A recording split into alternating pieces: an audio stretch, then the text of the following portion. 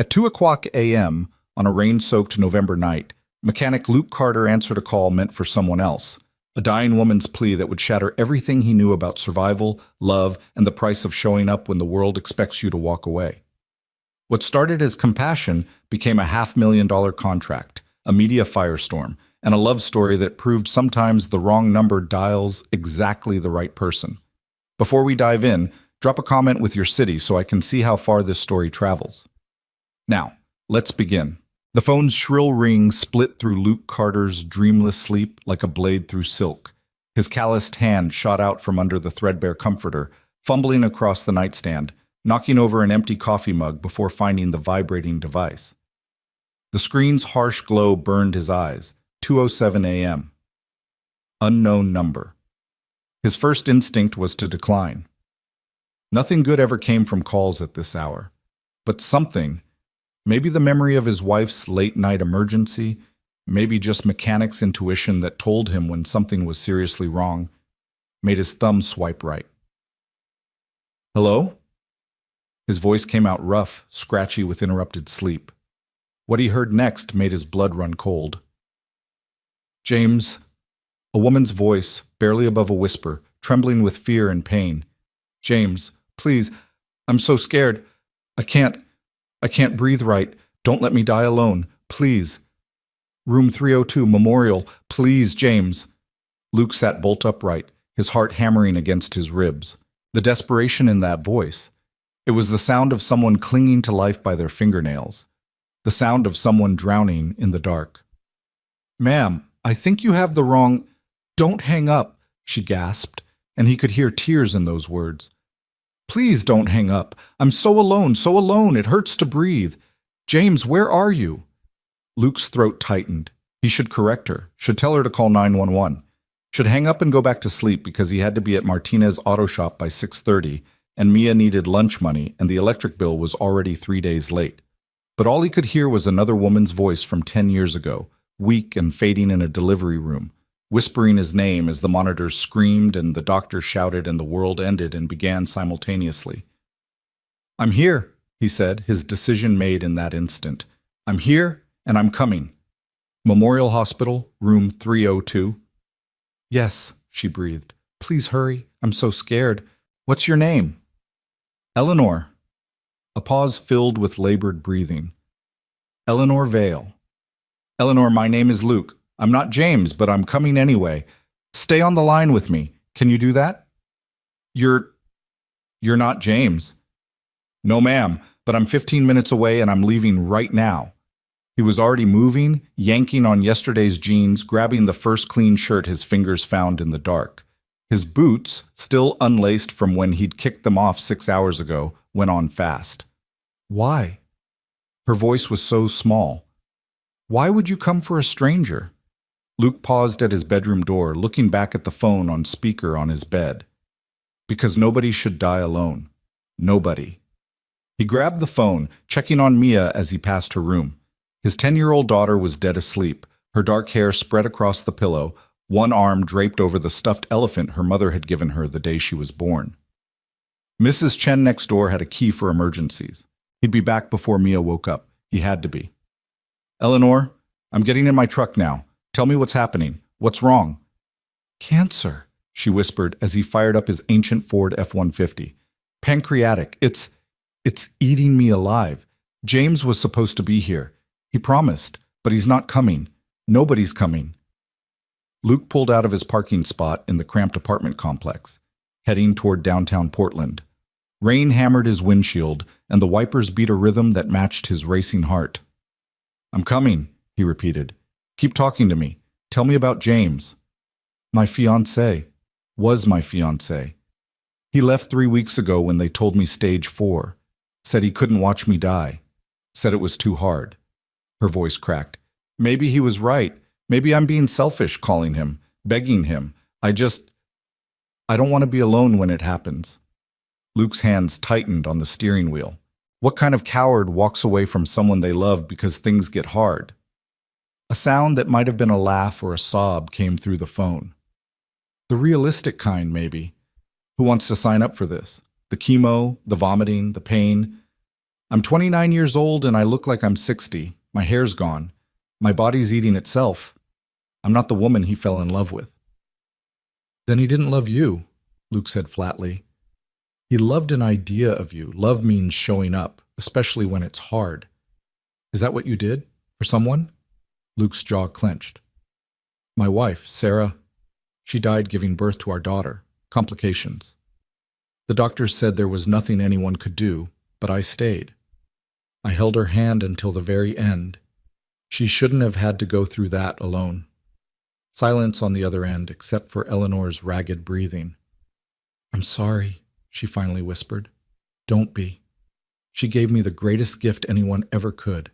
Our daughter, Mia. She's 10 now, smart as hell. Tougher than I'll ever be. You're a good father." "I try. Memorial's just ahead. I'm coming up to the entrance now." Luke pulled into the emergency parking area, not caring about the no parking signs. He grabbed his wallet and phone, jogging through the rain toward the automatic doors. The hospital at 2:30 a.m. was a study in institutional liminal space. Too bright, too quiet, smelling of antiseptic and despair. A tired-looking security guard glanced up from his phone, but didn't stop Luke as he strode toward the elevators.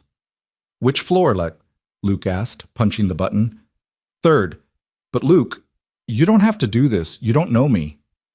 "Getting to know you right now. What's your favorite color?" "What?" She sounded confused. "Favorite color. Come on, distract yourself." The elevator dinged, opening onto the 3rd floor. Luke stepped out into a corridor of closed doors and dimmed lights. "Copper?" Eleanor said. "Like autumn leaves. Like my hair used to be before." "Before doesn't matter. Room 302, right? Last door on the left." Luke found it. The door was slightly ajar, spilling a wedge of pale light into the hallway. He pushed it open slowly. The room was small, sterile, and heartbreaking. Monitors beeped softly. An IV stand stood sentinel beside the bed. And there, in the center of it all, propped up against white pillows, was Eleanor Vale. She was tiny. That was his first thought. Fragile as spun glass, swimming in a hospital gown, her skin pale as the sheets. A thin oxygen tube ran under her nose. Her head was wrapped in a patterned silk scarf, and her eyes, huge in her thin face, locked onto his with an intensity that made his chest tight.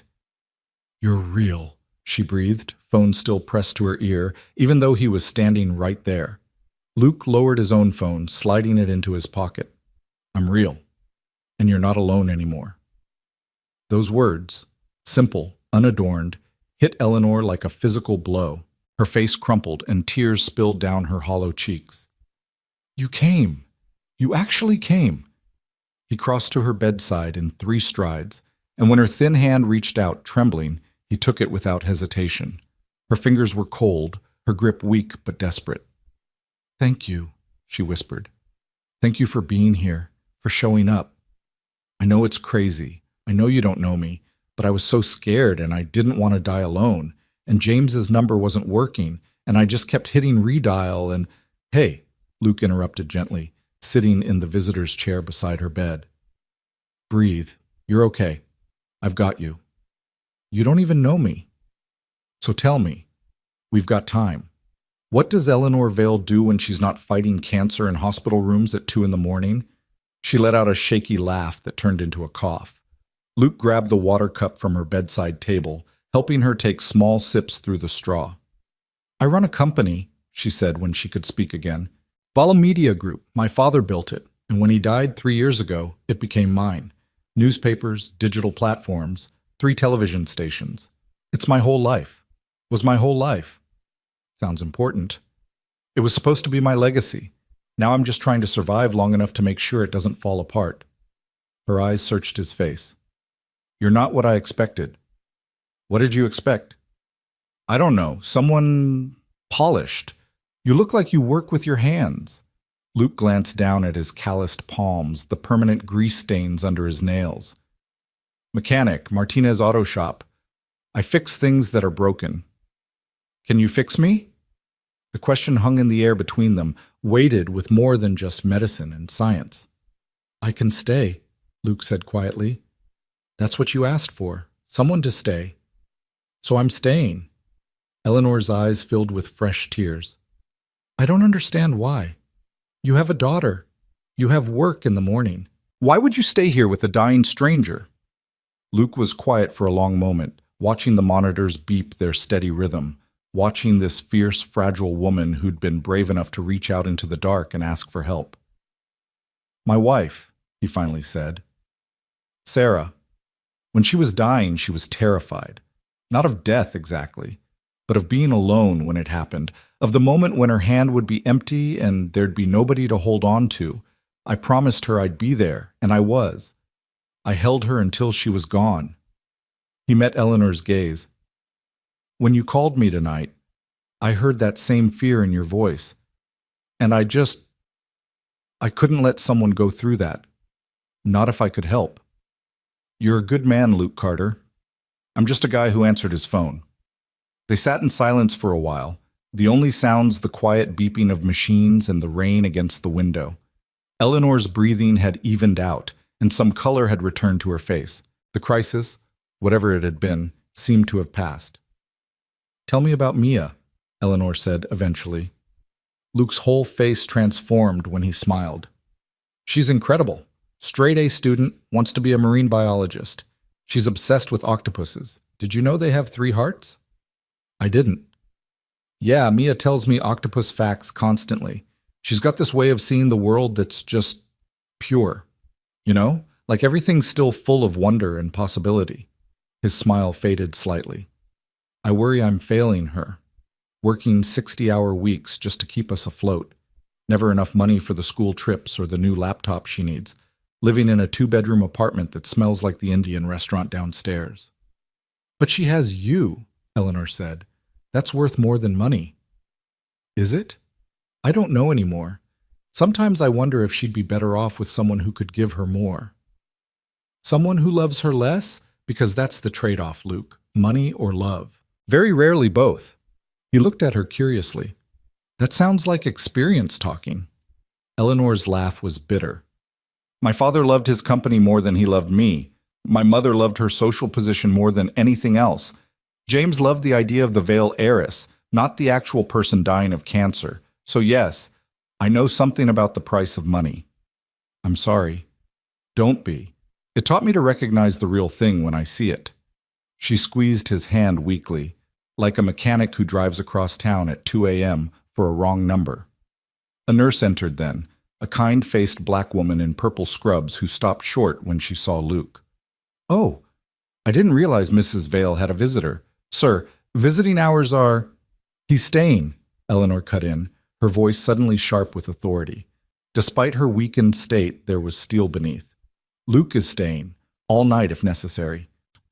The nurse glanced between them, clearly weighing hospital policy against the determination in Eleanor's eyes. I'll need to check with the doctor, she said finally. Check with whoever you want, but he stays. Eleanor's grip on Luke's hand tightened. Please. The nurse softened. Let me see what I can do. I'll bring an extra blanket. It gets cold in here. After she left, Eleanor sagged back against her pillows. Sorry, I don't usually pull the imperious heiress routine, but you needed someone to stay. I get it. Luke settled back in his chair.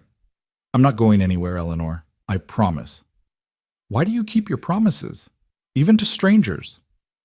Because a promise is all some people have to hold on to, and I won't be the one who lets go. Something shifted in Eleanor's expression, a crack in whatever armor she'd built around herself. My father used to say that, about promises.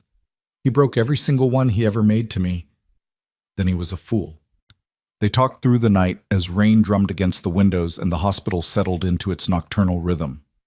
Eleanor told him about Vale Media Group, about the board members circling like sharks now that she was weak, about her desperate fight to maintain control while her body betrayed her. Luke told her about Mia's last science fair project, a working model of an octopus's nervous system made from straws and string, and about the ancient truck that broke down twice a month but he couldn't afford to replace. Around 4 a.m., a doctor arrived, a severe-looking man in his 50s who introduced himself as Dr. Patel.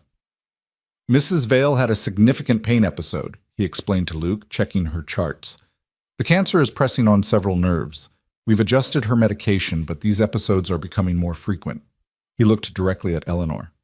You called someone, that's good. You shouldn't be alone during these attacks. I called the wrong number, Eleanor said, glancing at Luke. Best mistake I ever made. Dr. Patel studied Luke for a moment. Well, wrong number or not, having support is crucial. Studies show that patients with strong social support systems have better outcomes, even if that support comes from... He trailed off, looking puzzled. A mechanic who answered his phone, Luke supplied. Right. Dr. Patel made some notes. Mrs. Vale, your next chemo session is Thursday. I want to see you in my office tomorrow, today rather, at 2 p.m. We need to discuss adjusting your treatment plan. After he left, Eleanor's eyes drifted closed. You should go, she murmured. Your daughter will wake up soon. Luke checked his phone, 4:47 a.m. Few more minutes. Rest. Luke? Yeah? Will you come back? After you take care of Mia, I know it's asking too much, but I'll come back, he said. Give me your number, your actual number. She recited it, and he programmed it into his phone. As he stood to leave, she caught his hand one more time. Nobody's ever just shown up for me before, she whispered, not without wanting something. Luke squeezed her hand gently. I don't want anything, Eleanor, except maybe to make sure you're okay. Her eyes searched his face, looking for the lie, the angle, finding nothing but sincerity. Then you're the first, she said. Luke made it home by 5:30, exhausted but wired. He quietly let himself in, checked on Mia, still sleeping peacefully, and stood in the shower letting hot water pound his shoulders while his mind spun. What had he just done? Driven across town for a stranger, sat in a hospital room all night with a woman he'd never met, made promises he barely understood. But when he closed his eyes, he saw Eleanor's face, the terror in her eyes when he'd first walked in, the relief when he'd taken her hand, the wonder when he'd stayed. Nobody should die alone. Nobody. He was toweling off when Mia's alarm started chirping. He heard her groan, then the pad of small feet heading to the bathroom. Dad? She called out. You're up early. Couldn't sleep, he said, which was true enough. How about pancakes for breakfast? Mia appeared in his doorway, dark hair sticking up at odd angles, wearing her favorite pajamas, the ones with cartoon octopuses. Really? On a school day? Why not? Live dangerously, she grinned, and Luke's heart squeezed. This kid, this perfect, amazing kid who deserved so much more than he could give her. They made pancakes together in their tiny kitchen, Mia chattering about the math test she had today and how her friend Zoe was moving to Seattle and how unfair it was that they couldn't have a pet octopus. They need saltwater tanks, baby, Luke explained, flipping a pancake. Those cost thousands of dollars. I know, Mia sighed dramatically. But when I'm a famous marine biologist, I'm going to have a whole house full of octopus tanks. Deal. I'll come visit and you can teach me octopus facts. Did you know they can taste with their arms? Like their suckers have chemoreceptors that... Luke's phone buzzed. He glanced at it, expecting the shop. It was Eleanor. Thank you for last night. I'm sorry for everything. You're a good man, Luke Carter. Take care of your daughter. His stomach dropped. That sounded like a goodbye. He dialed her number immediately. It rang 4 times before she answered. Eleanor, are you okay? Luke. She sounded surprised. I'm fine. Just wanted to thank you properly. Your text sounded like a suicide note. What? No, God, no, I'm not giving up. I'm trying to say thank you without being weird about having a stranger spend the night in my hospital room. Luke leaned against the counter, relief flooding through him. You're not weird, and I'm glad you called, even if it was the wrong number. Mia was watching him curiously, syrup dripping from her fork. Who's that? She mouthed. He held up a finger. 1 minute. Luke, I meant what I said in the text. You don't owe me anything. You showed up when I needed someone, and I'll never forget that, but I don't expect... What time's your appointment today? Luke interrupted. Silence. Dr. Patel said 2 p.m. I'll be there at 1:45. Luke, you can't just... Watch me. See you at 1:45, Eleanor. He hung up before she could protest, then found Mia staring at him with those sharp, too perceptive eyes. Who was that? She asked again. A friend who's going through a hard time. You don't have friends? Luke mock gasped. I have friends. You have Carlos from the shop and Mrs. Chen. That's not friends. That's coworkers and neighbors. When did you get so smart? I was born this way. Mia took another bite of pancake. Is your friend sick? Leave it to his daughter to cut straight to the heart of things. Yeah, Luke admitted. She's very sick. Cancer. Mia's face fell. Like Grandma? Sarah's mother had died of breast cancer when Mia was 6. She still remembered the funeral, the sadness. Similar, Luke said carefully. Is she going to die?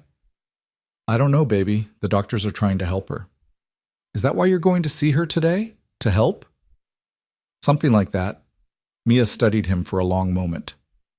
Okay, but you have to promise to come pick me up from school. We're doing dissection in science, and I want to tell you all about it. Deal, I promise. Luke dropped Mia at school, worked a brutal 6 hours at the shop, 2 oil changes, 1 transmission rebuild, and a brake job that should have been done 3,000 miles ago. Then cleaned up as best he could and headed to the address Eleanor had texted him. He expected a hospital, maybe a medical building. He did not expect the gleaming glass tower in downtown Portland's most expensive district, with Vale Medical Center etched in chrome letters above the entrance. Luke parked his beat-up truck between a Mercedes and a Tesla, feeling distinctly out of place. The lobby was all marble and modern art, with a receptionist who looked like she'd stepped out of a fashion magazine. I'm here to see Eleanor Vale, he told her. She has an appointment at 2. The receptionist's perfectly shaped eyebrows rose slightly as she took in his work clothes, clean but clearly not from any designer store. And you are? Luke Carter. She's expecting me. The receptionist typed something, her expression shifting from cool professionalism to barely concealed surprise. Of course, Mr. Carter. Ms. Vale left instructions that you be brought up immediately. 5th floor, Dr. Patel's suite. The elevator is to your right. The 5th floor was quieter, more intimate than the bustling lobby. Soft lighting, comfortable chairs, abstract paintings on the walls. This was where the wealthy came to discuss their mortality in climate-controlled comfort. He found the suite and gave his name to another receptionist, who immediately led him down a hallway to a private waiting room. Eleanor was there, sitting in a chair by the window, and Luke barely recognized her. She'd changed from her hospital gown into real clothes, expensive-looking dark slacks and a cream sweater that hung off her thin frame. The silk scarf was gone, replaced by a deep blue beanie that somehow made her huge eyes look even larger. She'd put on makeup, though it couldn't quite hide the hollows in her cheeks or the grayish tint to her skin. But she'd tried. That's what got him. She'd tried to look like herself, like the woman she used to be, and the effort was both heartbreaking and beautiful. You came, she said, standing carefully. I half thought you'd realize how crazy this is and stay away. I promised. I don't break promises. So I'm learning. She gestured to the chair beside hers. Dr. Patel is running late. Apparently being sick doesn't exempt you from waiting rooms. Luke sat, noticing how she moved, slow, careful, like everything hurt. How are you feeling? Truthfully, like I've been hit by a truck, but better than last night. She smiled slightly. Thanks to you. Eleanor Vale? A nurse stood in the doorway, clipboard in hand. Eleanor rose, and Luke stood with her automatically. Oh, the nurse said, glancing between them. Will your friend be joining you? Eleanor looked at Luke, and in her eyes, he saw the question she was really asking. Will you? If that's okay, Luke said. More than okay. Eleanor's hand found his, briefly, gratefully. He's with me. Dr. Patel's office was warm, filled with books and family photos. The doctor himself looked less severe here, more human. Eleanor, he greeted, then nodded at Luke. Mr. Carter, good to see you again. They settled into chairs across from his desk while Dr. Patel pulled up scans on his computer screen. Let's talk about where we are, he said, not unkindly. The current chemo protocol isn't working as well as we'd hoped. The tumor markers are up, and the latest CT scan shows progression rather than regression. Eleanor's hand tightened on the arm of her chair. Luke saw her knuckles go white. How much progression? She asked, her voice steady despite everything. Significant. I'm recommending we change to a more aggressive protocol. It will be harder on you, more side effects, more fatigue, but it's our best shot at slowing this down. Slowing it down. Eleanor's laugh was hollow, not stopping it. Dr. Patel's face was kind but firm. Eleanor, we discussed this at your diagnosis. Pancreatic cancer at stage 4 is not curable. We're fighting for time, quality time. How much time? That's impossible to say. With this new protocol, if it works, maybe 6 months to a year, possibly more with luck and your body's cooperation. 6 months to a year. Luke felt the words land like physical blows. He'd known Eleanor was sick, had seen it written in every line of her body last night, but hearing the timeline laid out so starkly was different. This woman who'd reached out in the dark, who'd asked him not to let her die alone, would be lucky to see next summer. And if I don't do the new protocol? Eleanor asked. Eleanor? How long, Dr. Patel? The doctor sighed. Maybe 3 months. Less if you have another crisis like last night. Eleanor nodded slowly, taking it in. Luke wanted to say something, do something, but what were words against that kind of sentence? Start the new protocol, Eleanor said finally. When? We can begin Thursday. But Eleanor, you need to prepare yourself. This is going to be brutal. You'll need support. Someone to drive you to and from treatments, help you at home when the side effects hit, be there in case of emergencies. Dr. Patel glanced at Luke. Do you have that support? Eleanor's laugh was brittle. My parents are dead. My fiancé left. My friends all vanished when the word cancer entered the conversation. The board members at my company are more interested in my stock options than my survival. So no, Dr. Patel, I don't have support. I have Luke, who answered a wrong number last night, and I can't exactly ask him to— I'll do it, Luke heard himself say. Both Eleanor and Dr. Patel stared at him. You'll— what? Eleanor asked. I'll be your support. Drive you to treatments, help you out, whatever you need. Luke, you can't. You have a job, a daughter, a life. And you have cancer and nobody. He turned to face her fully. Look, I don't fully understand why, but I can't just walk away now. Not after last night. Not after this. Let me help. You don't even know me. Then I'll get to know you. Dr. Patel cleared his throat. This is unconventional. But Eleanor, he's right. You need someone. If Mr. Carter is willing, he's not willing. He's being nice. There's a difference. Eleanor's eyes shone with unshed tears. Luke, I appreciate what you did last night more than you'll ever know, but I can't ask you to upend your life for a stranger who's probably going to die anyway. You're not asking. I'm offering. There's a difference. Luke met her gaze steadily. And you're not going to die. Not if I have anything to say about it. That's not how cancer works. Maybe not, but that's how promises work. And I promised you wouldn't be alone. I'm keeping that promise. Silence filled the office. Dr. Patel watched them both with something like wonder on his face. You're insane, Eleanor finally whispered. Probably. But I'm also here. So what's it going to be? She stared at him for a long moment, searching his face for the crack in the armor, the ulterior motive, finding nothing but stubborn compassion. Okay, she breathed. Okay, if you're serious, I am. Then yes, I'd be grateful for the help. Dr. Patel nodded, making notes. Excellent. Eleanor, I'll have my nurse coordinator reach out with the new protocol schedule. Mr. Carter, I'll need your contact information as well. You'll be listed as Eleanor's primary emergency contact. After the appointment, they stood in the parking garage beside their vehicles, Eleanor's sleek black Mercedes and Luke's ancient Ford, separated by about $100,000 in two entirely different worlds. I should pay you, Eleanor said abruptly. For your time, gas money, lost wages from work. Luke's jaw tightened. I don't want your money. Everyone wants money, Luke. That's how the world works. Not my world. In my world, you help people because it's the right thing to do. In my world, nothing's free. Everything has a price. Eleanor leaned against her car, suddenly exhausted. I don't know how to accept kindness without compensation. Then learn. Consider it part of your treatment. A ghost of a smile crossed her face. You're very stubborn. Runs in the family. Mia's worse. I'd like to meet her, your daughter, if you think that would be okay. Luke hesitated. He'd kept Mia carefully separate from the messy parts of his life. The money stress, the loneliness, the fear. But something about Eleanor made him want to say yes. Let me think about it, he said. She's been through a lot. Lost her mom, lost her grandmother to cancer. You don't want her to get attached to someone else who's dying. Eleanor's voice was matter-of-fact. I understand. It's okay.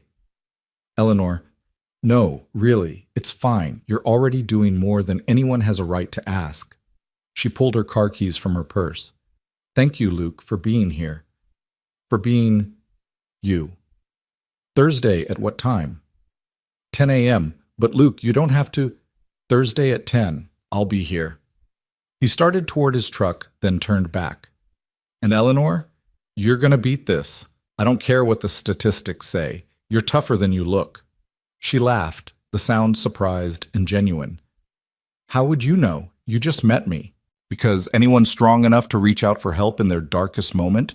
Anyone brave enough to keep fighting when everyone else has given up?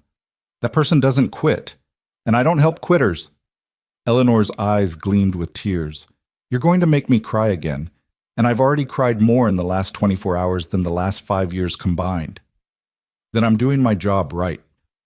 He drove away, watching her in his rearview mirror, this small, fierce woman standing alone in a parking garage, fighting a war against her own body. He didn't know yet that this moment would change everything.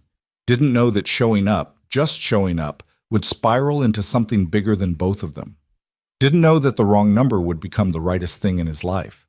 But he'd made a promise, and Luke Carter kept his promises, even when they led him places he never expected to go, even when they cost more than he thought he could pay, even when they meant holding tight to someone who was slipping away, because sometimes just being there, just showing up, was the only miracle available, and sometimes that was enough.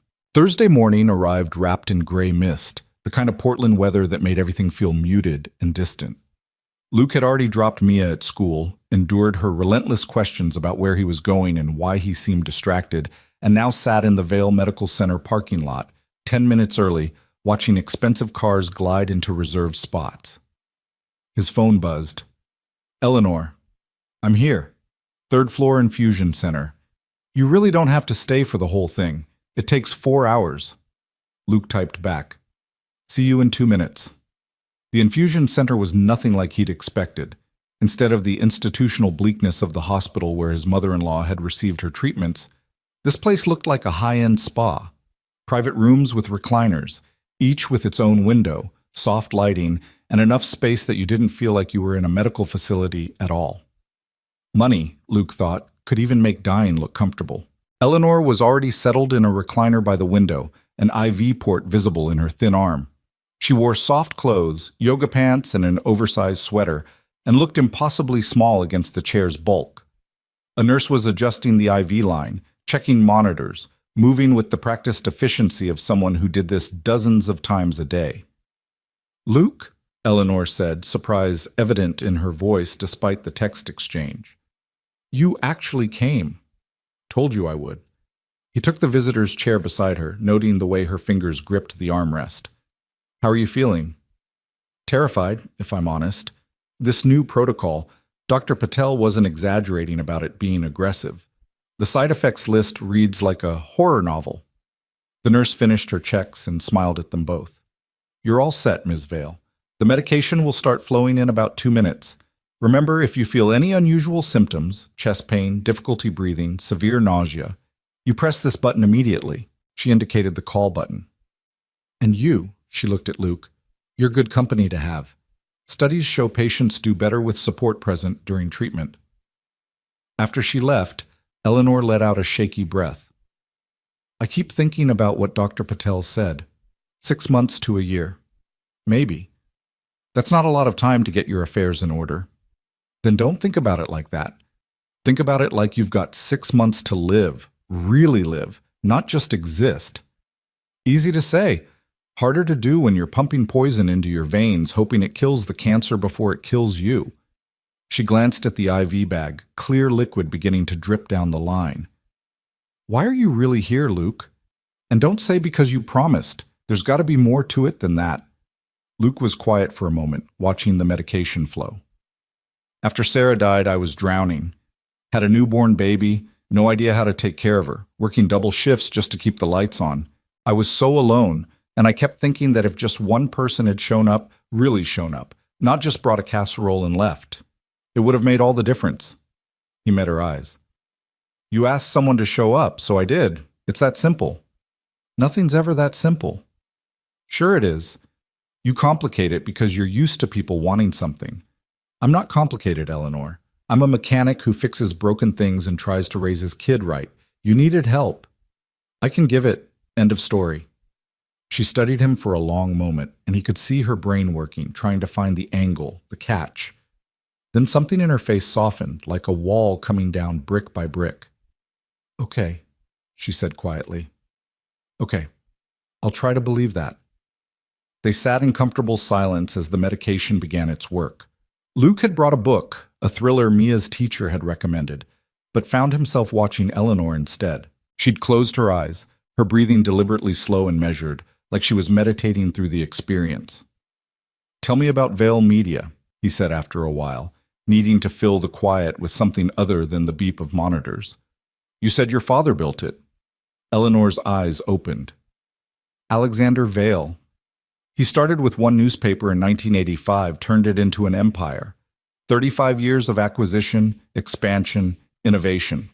When he died, he left it all to me, his only child, his greatest disappointment. Why disappointment? Because I wasn't a son, because I wanted to study journalism instead of business, because I asked questions about ethics instead of just focusing on profit margins. Her voice carried old hurt. He spent my whole childhood telling me I wasn't good enough, then left me his company out of spite or obligation, or maybe just because there was nobody else. I've been trying to prove myself ever since. Sounds exhausting. It was. Now I'm just trying to keep the vultures from picking it apart while I'm still breathing. She shifted in her chair, wincing slightly. My father's old business partner, Richard Harrington, he's been circling since my diagnosis became public knowledge, suggesting I step down for my health, proposing board restructures that would dilute my voting power.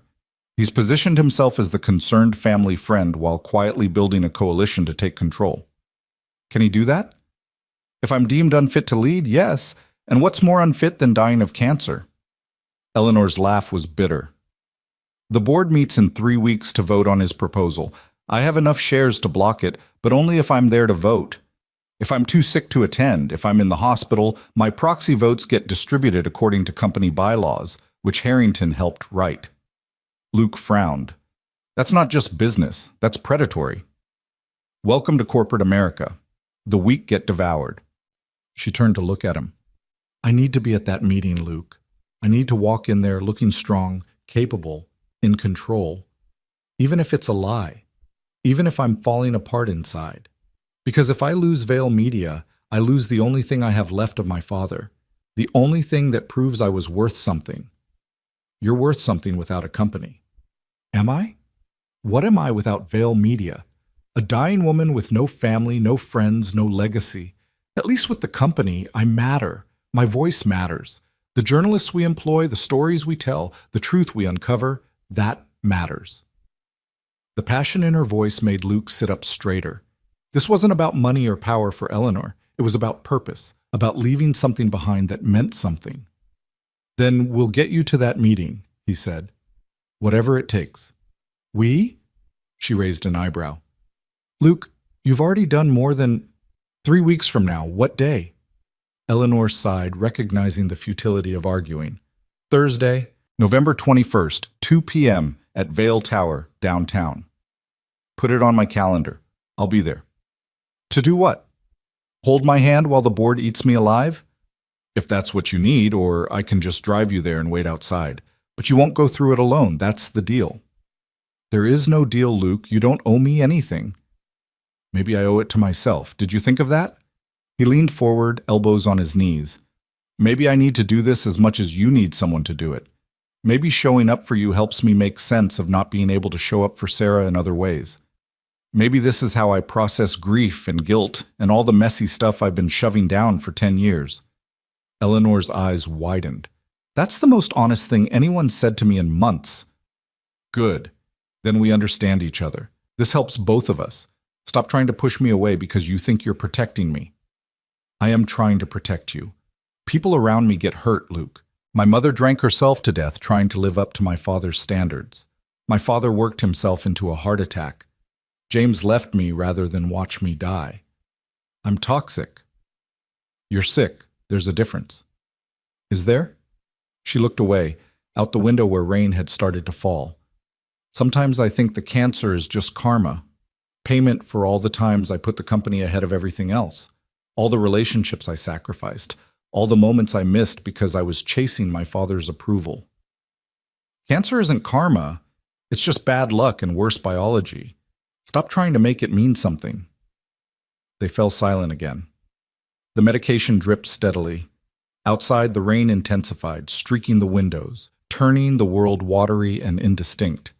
After about an hour, Eleanor's eyes started to drift closed. Talk to me, she murmured. Tell me something good. Something that isn't about sickness or death or corporate warfare. Luke thought for a moment. Mia's science project. She's building a model of a coral reef ecosystem. Spent her entire allowance at the craft store on materials. Our apartment looks like a marine biology lab exploded. What's the reef about? Climate change, ocean acidification. She's 10 years old and already knows more about environmental science than most adults. She's got this theory that if we can just get people to understand how connected everything is, how the reef affects the fish affect the food chain affects us, then maybe they'd care enough to change. Smart kid. Scary smart. Sometimes I look at her and wonder how someone like me ended up with someone like her. She's going to do amazing things someday. Change the world, probably. She learned to care from somewhere. That's you. Luke shook his head. That's all Sarah. She was the one who saw the best in everything. I'm just trying not to screw up what Sarah started. You're doing more than that. You're showing Mia what it means to show up for people. That's not nothing. The words settled into Luke's chest, warm and unexpected. He wasn't used to people seeing him clearly, wasn't used to being told he mattered beyond his ability to fix engines or pay bills on time. Thank you, he said quietly. For what? For not thinking I'm crazy for doing this. Everyone else would. Eleanor's smile was slight but genuine. Then it's good I'm not everyone else. By hour 3, the medication had hit Eleanor hard. She was pale, sweating, her breathing shallow. The nurse checked in twice, adjusting dosages, providing anti-nausea medication, assuring them both that this was normal, expected, manageable. Feels like dying, Eleanor whispered at one point. Feels like fighting, Luke corrected, gripping her hand when she reached for his. There's a difference. Tell me about your wife, Sarah, if it's not too painful. Luke hesitated. He didn't talk about Sarah much. It hurt too much, opened wounds that had barely scabbed over. But Eleanor's eyes were earnest, seeking distraction from her own suffering, and he found himself wanting to share. She was a kindergarten teacher, had this way with kids that was pure magic. They loved her instantly. She could calm the wildest tantrum with just a look and a hug. He smiled at the memory. We met at a community center fundraiser. She was running the kids' craft table, and I was fixing the broken heating system. She asked if I could help a 5-year-old whose toy car had lost a wheel, and I said sure. We spent 20 minutes together fixing this plastic car, and by the end of it, I was completely gone. Love at first sight? Love at first conversation. She talked about teaching like it was the most important job in the world. Made me see that fixing things, whether it's cars or toys or broken systems, matters. That being good at something practical isn't less valuable than being good at something prestigious. He paused. She made me feel like I was enough, exactly as I was. She sounds wonderful. She was. And then she was gone, and I had this tiny human who needed me to be both mother and father, and I had no idea how to do either one. His voice roughened. The first year was hell. Mia had colic, screamed for hours every night. I'd walk her around our apartment at 3 a.m., crying as hard as she was, begging Sarah to tell me what to do, begging her to come back. Eleanor's fingers tightened on his. But you made it through. Barely. Mrs. Chen helped. She'd already raised 4 kids. She'd hear Mia screaming through the walls and show up with formula or advice or just an extra pair of hands. She saved us, honestly. Taught me that asking for help isn't weakness. And now you're helping someone else, paying it forward. Something like that. By the time the infusion finished, Eleanor could barely stand. Luke supported her to his truck, her arm around his shoulders, moving slowly while she fought waves of nausea. Your Mercedes? She mumbled. Can't leave it. I'll come back for it tomorrow. Right now I'm getting you home. What's your address? She recited it, and Luke's eyebrows rose. West Hills. The most exclusive neighborhood in Portland. Of course. The drive took 20 minutes through winding roads lined with massive houses hidden behind gates and hedges. Eleanor's home was a modern masterpiece of glass and stone, all clean lines and expensive taste, perched on a hillside with views of the city below. Jesus, Luke breathed. You live here alone? Mostly. I have a housekeeper who comes 3 times a week, gardeners, a personal assistant who works remotely now that I'm sick. Eleanor fumbled with her keys. It's too big. My father built it for entertaining clients. I just live here because it's easier than selling. Inside was even more impressive. Soaring ceilings, minimalist furniture, art that probably cost more than Luke's annual salary. But it felt cold, empty. A showcase, not a home. Bedroom? Luke asked, still supporting most of Eleanor's weight. Upstairs, first door on the left. He helped her up the curved staircase, down a hallway, into a master suite that was bigger than his entire apartment. The bed was enormous, dressed in white linens that probably cost a fortune. Floor-to-ceiling windows overlooked the city. A sitting area, a fireplace, an attached bathroom done in marble and brass. Eleanor collapsed onto the bed, still fully clothed. I'm sorry. I'm so sorry. You shouldn't have to see me like this. Stop apologizing. Wear your pajamas. Second drawer, but Luke, I can manage, which is why you just tried to get into bed wearing jeans. Humor me. He found soft cotton pants and a t-shirt, left them on the bed. I'll wait outside while you change. Yell if you need help. 5 minutes later, Eleanor called out weakly, and Luke returned to find her changed but struggling with the blankets. He helped her settle in, found extra pillows to prop her up since lying flat made the nausea worse, filled a glass of water from the bathroom. Medication, Eleanor said. Bathroom counter, the white bottle. 2 pills. He brought them, watched her swallow them with tiny sips of water. I'm going to be sick, she said suddenly, and Luke grabbed the wastebasket just in time. He held her hair, what little there was under the beanie, while she retched, rubbed her back, murmured meaningless comfort. When the worst passed, he brought a damp washcloth, helped her clean up, got her settled again. This is humiliating, Eleanor whispered, tears streaming down her face. You shouldn't have to do this. My daughter had stomach flu last winter, vomited for 3 days straight. This is nothing. He sat on the edge of the bed. Besides, this is what showing up looks like. It's not always pretty, but it's real. How are you real? How are you just here, doing this like it's normal? Because someone did it for me once, and because you needed help and I could give it. That's all there is to it, Eleanor. She closed her eyes, exhausted. Stay, she breathed. Please don't leave yet. I'm scared. I'm not going anywhere.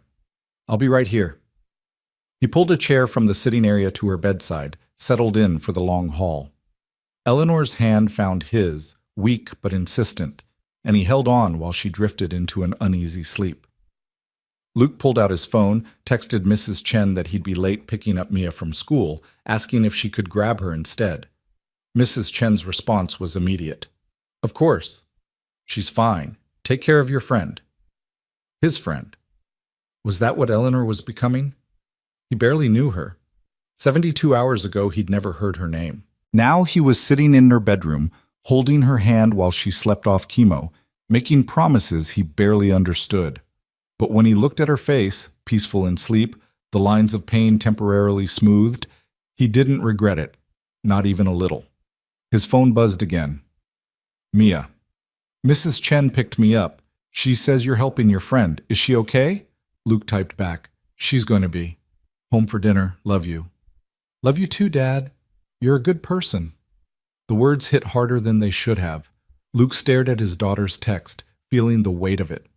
He wanted to be good, wanted Mia to see him as someone worth admiring. Maybe that's what this was really about, not just helping Eleanor, but proving to himself and his daughter that goodness still mattered in a world that often felt too hard and cold. Eleanor slept for 3 hours. When she woke, the worst of the nausea had passed, leaving her weak but clear-headed. You're still here, she said, blinking in the dimming afternoon light. Told you I would be. How are you feeling?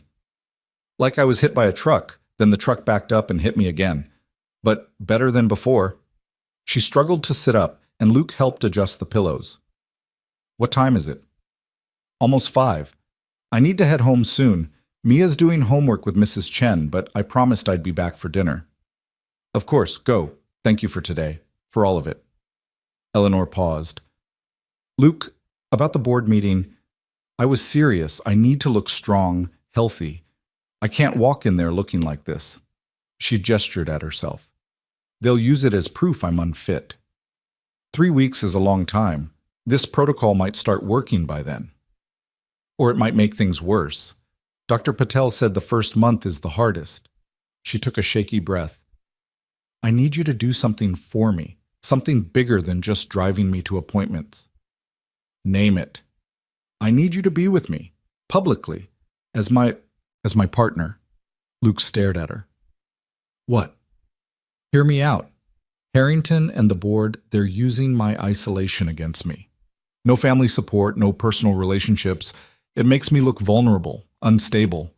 But if I have someone real standing beside me, it changes the narrative. Shows I'm not alone. Shows I'm still living my life, not just surviving. Eleanor, that's crazy. We barely know each other. I know, but it works. The public loves a love story, a billionaire heiress and a regular guy who showed up when she needed him most. That's gold. It would give me leverage, protection, make it harder for Harrington to paint me as weak. Luke stood, pacing to the window. You want me to lie, to pretend we're together. I want you to help me keep my company. And yes, that means some public appearances, some photos, letting people draw their own conclusions. Eleanor's voice was urgent now. I'll pay you $500,000 for 6 months.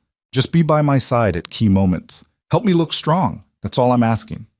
500,000? Eleanor, I can't take your money for pretending to care about you. Why not? You already care. I can see it. This just makes it official. And the money would help, wouldn't it? For Mia. For her education, for a better apartment, for all the things you worry about. Luke's jaw clenched. She'd gone straight for his weakest point, his daughter. The money would change everything. Mia's college fund, a real house, security he'd never been able to provide. I don't want to be bought, he said quietly. You're not being bought.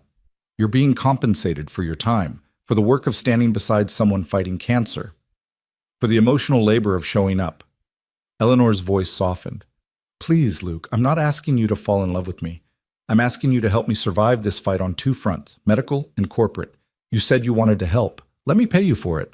Luke turned to face her, seeing the desperation beneath the pragmatic businesswoman pitch. This wasn't about money for her either. It was about survival, about having one person in her corner when everyone else had left. One condition, he said finally. Anything. Mia comes first, always. If she needs me, if there's a school event, or she's sick, or she just needs her dad, that takes priority. I don't care about board meetings or photo ops. My daughter is my life. Of course, absolutely. I wouldn't ask you to choose. And we're honest with each other. This is an arrangement, fine, but no games, no manipulation. We're straight with each other about what this is. Deal. Eleanor extended her hand, businesslike even in her weakness. Partners?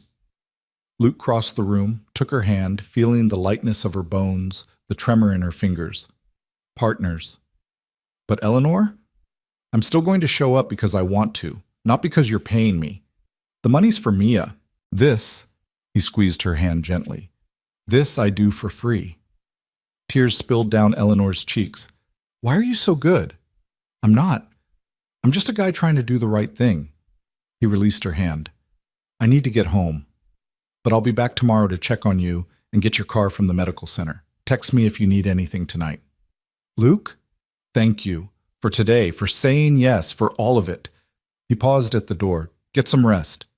And Eleanor, we're going to beat this, both fights. I promise. Driving home through rush hour traffic, Luke's mind spun. $500,000. The number was incomprehensible, life-changing, and all he had to do was stand beside a dying woman and let people think he cared about her. The problem was, he realized with growing certainty, he was starting to care about her. Really care. And that made everything infinitely more complicated. Mrs. Chen met him at his apartment door, Mia visible behind her at the kitchen table, surrounded by homework. How is your friend? Mrs. Chen asked quietly, her weathered face kind. Fighting. She's a fighter. Good. The world needs more fighters. She patted his arm. Mia made stir-fry for dinner. She's quite the chef now. You've raised her well. After Mrs. Chen left, Luke joined Mia at the table, listening to her excited chatter about the Coral Reef project, about how her friend Zoe's move had been delayed, about the book she was reading. Dad? Mia said during a pause. Your friend, the sick one. Is she nice? Very nice. She's going through a really hard time, but she's brave. Braver than you? Luke smiled. Different kind of brave. She's fighting a battle she can't win with strength or hard work. She just has to endure. That's the hardest kind of brave, Mia said solemnly. Mrs. Chen says the hardest thing in the world is to keep going when everything hurts. Ma son, Chen is very wise. Mia studied him for a long moment. You like her, your friend. I do. That's okay, you know, to like someone. Mom would want you to be happy. The words from his 10-year-old daughter hit Luke like a physical blow. Baby, we're not. It's okay, Dad. Really, you're allowed to have friends. You're allowed to care about people. Mia's eyes, so much like Sarah's, were understanding beyond her years. You've been sad for a long time. It's nice to see you caring about something besides work and me. Luke pulled her into a hug, overwhelmed. When did you get so grown up? I've always been this grown up. You just noticed. That night, after Mia was asleep, Luke sat at his tiny kitchen table with a beer he wasn't drinking, staring at his phone. Eleanor had texted, "Made it through the night. Thank you again. My lawyer is drawing up the contract. We can review it together." A contract. Right. Because this was business, an arrangement, nothing more. So why did his chest feel tight at the thought of it? His phone rang. Eleanor. Hey, he answered. Shouldn't you be sleeping? Can't sleep. Too much to think about. She paused. Luke, I need to know you're sure about this arrangement. It's going to get complicated. The media will dig into your life. People will have opinions. It won't be easy. Nothing worth doing is easy. I'm sure, Eleanor. Are you? I think so. I don't want you to hate me when this is over. When it inevitably goes wrong. Why would it go wrong? Because everything in my life goes wrong eventually. It's what I do. I ruin things. Luke leaned back in his chair. Tell me one thing you've ruined. My relationship with James, my father's respect, my own health probably, from stress and overwork. You didn't ruin those things. James ruined himself by being a coward. Your father ruined your relationship by being impossible to please. And cancer isn't something you caused, it's something that happened to you. He softened his voice. Stop taking responsibility for things that aren't your fault. Easier said than done. Most things are, but try anyway. She laughed, the sound tired but genuine. You're very stubborn, Luke Carter. So I've been told. Now go to sleep before I drive back over there and make you. That's not a threat. That's a promise, isn't it? Damn right it is. Sleep, Eleanor. Good night, Luke. And thank you for everything. For being you. After she hung up, Luke sat in the dark kitchen for a long time, thinking about promises and arrangements and the strange, unexpected ways life could change in just a few days. He'd answered a wrong number. That was all. One moment of compassion in the middle of a terrible night. How had it turned into this? A contract, a partnership, a promise to stand beside someone while they fought impossible odds. But when he thought about Eleanor's face, the relief when he'd walked into her hospital room, the gratitude when he'd held her hair during the worst of the chemo, the desperate hope when she'd asked him to help her fight for her company, he knew he'd do it all again. Some people were worth showing up for, worth the complications and the questions and the uncertainty. Eleanor Vale was one of those people. He'd known it the moment he'd heard her voice on that 2 a.m. call, scared and alone and reaching out for help. And Luke Carter kept his promises. Even the ones that scared him. Even the ones that might break his heart. Even the ones that started with a wrong number and ended up changing everything. The contract arrived 3 days later via courier, a thick envelope of legal documents that Luke spread across his kitchen table after Mia had gone to bed. The language was dense, full of whereas clauses and stipulations, but the heart of it was simple. 6 months of public companionship in exchange for $500,000, paid in installments. There were confidentiality agreements, behavioral clauses, termination conditions. It read less like a relationship agreement and more like an employment contract, which Luke supposed it was. He signed it at midnight with a pen that had been chewed by Mia during homework, feeling like he was stepping off a cliff into unknown territory. The first public appearance came faster than he'd expected. Eleanor called him on Saturday morning, her voice stronger than it had been since the chemo. "There's a charity gala tonight. Vale Media is a major sponsor. I need to be there and I need you with me." Luke looked around his apartment, at the pile of laundry waiting to be folded, at Mia's art project spread across the coffee table. "Tonight? Eleanor, I don't even own a suit. I'm sending a stylist to your place at 2. He'll handle everything. And Luke, bring Mia if you want. There's a kids program during the dinner. She'd be well supervised, and maybe it's time she met me properly." After they hung up, Luke stood in his tiny living room feeling the weight of what he'd agreed to. A charity gala, photographers, Portland's elite, and him, a mechanic from the wrong side of town, pretending to be worthy of Eleanor Vale. "Dad?" Mia emerged from her bedroom, still in pajamas, her hair a wild tangle. "Who was that?" "Eleanor. My friend. The one I've been helping. Is she okay?" "She's better. She invited us to an event tonight, a fancy party. Would you want to come?" Mia's eyes went wide. "A fancy party? Like with dresses and everything?" "Yeah, baby. Like with dresses and everything." Her shriek of excitement was answer enough. The stylist arrived at exactly 2 p.m., a painfully hip man named Marcus who took one look at Luke and Mia's apartment and didn't blink. He'd brought garment bags, shoeboxes, a makeup kit that looked like it cost more than Luke's truck. "Ms. Vale has excellent taste," Marcus said, unzipping the first bag to reveal a charcoal suit that looked like it cost more than Luke's monthly rent. "She selected this herself, said you'd protest anything too flashy." She wasn't wrong. The suit was beautiful, but understated, perfectly tailored to measurements Eleanor must have guessed from their time together. The shirt was crisp white, the tie a subtle silver gray. "And for the princess," Marcus turned to Mia with a flourish, producing a midnight blue dress that made her gasp. "Ms. Vale said 10 years old, loves marine life, and deserves to feel like the smartest person in the room."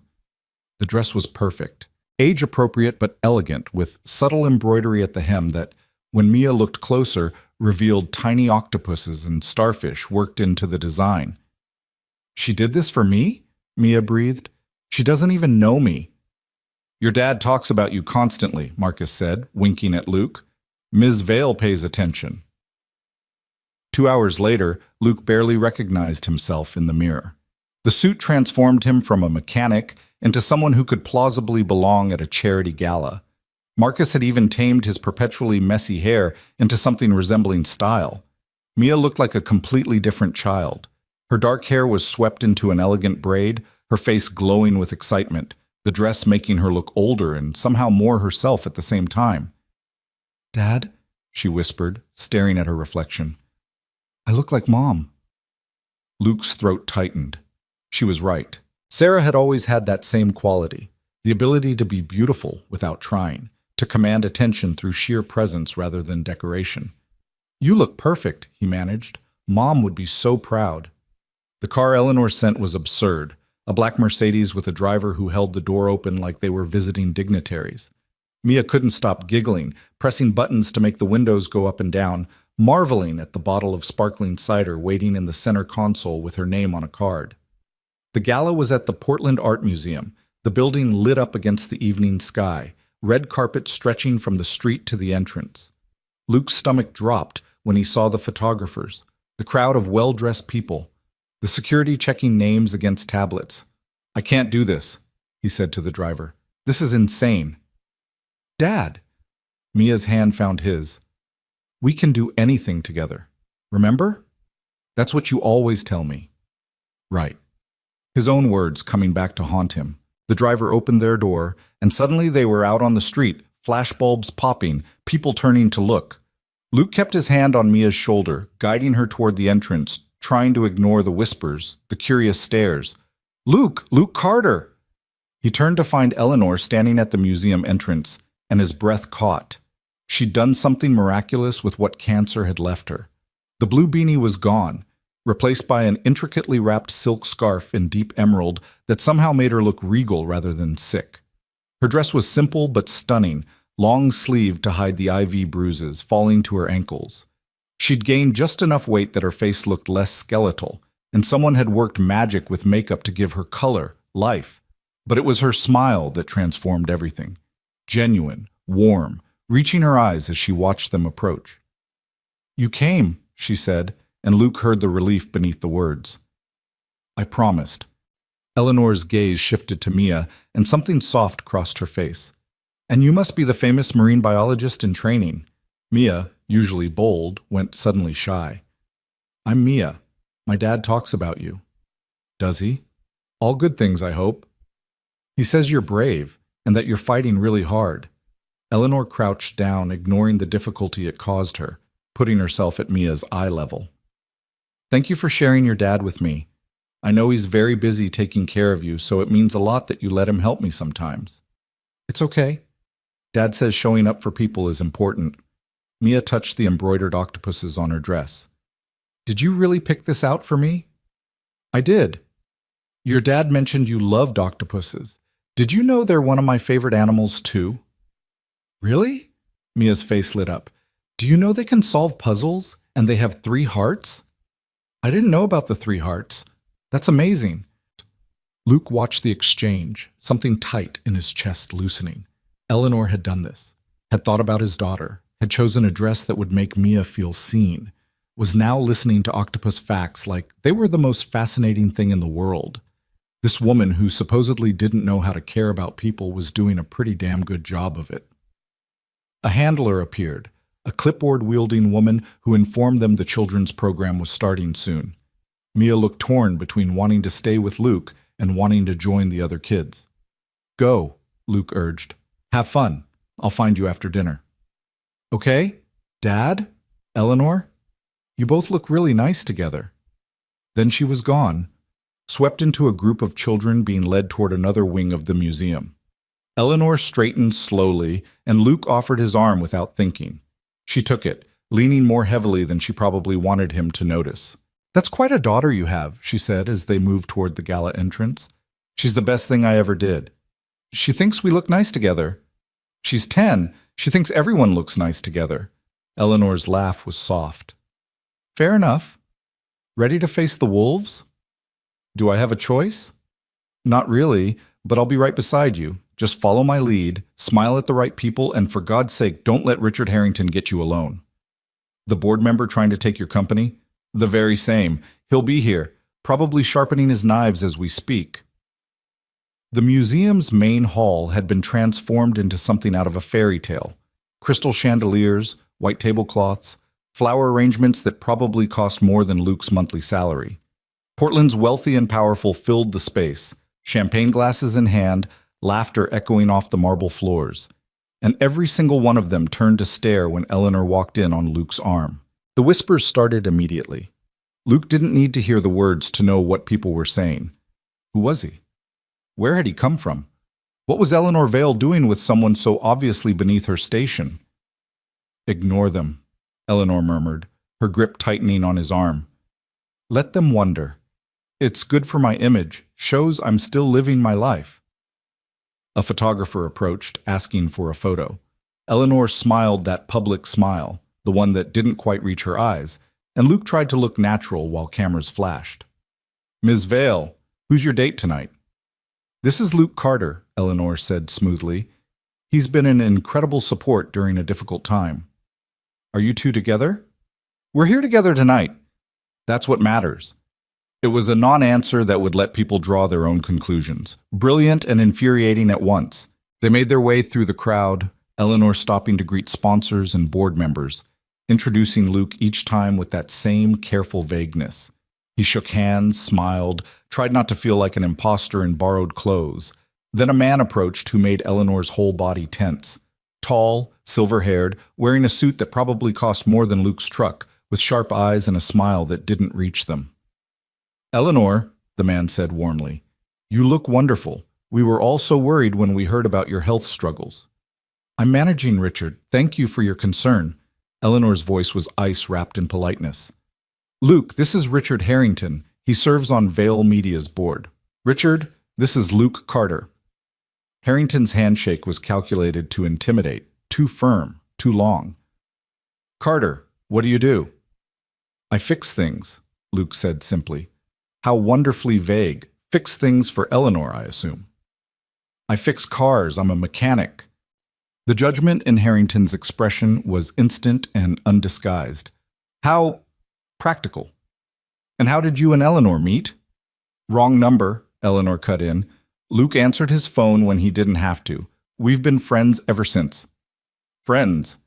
Harrington's smile was knowing. How nice that you have someone to lean on during this challenging time. Speaking of which, how are you feeling? The board has been concerned about your ability to fulfill your duties given the aggressive nature of your treatment. I'm fine, Richard. More than capable of running my company. Of course. But we have to think about Vale Media's future, about succession planning, about what happens if, God forbid, your health takes a turn. His eyes flickered to Luke, dismissive. You understand, I'm sure, that sometimes love and business have to be kept separate. There's nothing to understand, Eleanor said coolly. I'll be at the board meeting on Thursday, as planned. My voting shares remain very much under my control. Now, if you'll excuse us, I see someone I need to speak with. She steered Luke away, her breathing slightly labored, spots of color high on her cheeks. That son of a bitch, she muttered, once they were out of earshot. Did you hear him? Practically measuring me for a coffin while concern trolling about the company's future. He's scared of you, Luke observed. People don't fight that hard to take something from someone unless they're afraid of what that person can do. Eleanor looked at him sharply. That's surprisingly insightful. I've dealt with guys like him before. Different context, same energy. They see weakness and they pounce. The trick is not showing weakness. Easier said than done when your body is actively betraying you. Luke guided her toward a quieter corner away from the crowd. You're doing fine. Better than fine. You walked in here looking like you owned the place because you kind of do. And having me on your arm, it's working. I can see it in how people are looking at you differently, not with pity, with curiosity, with the understanding that you're still a force to be reckoned with. Is that what you are? My proof of life? I'm whatever you need me to be tonight. That was the deal. Eleanor studied his face for a long moment. Why doesn't this feel like a deal anymore? Before Luke could answer, dinner was announced.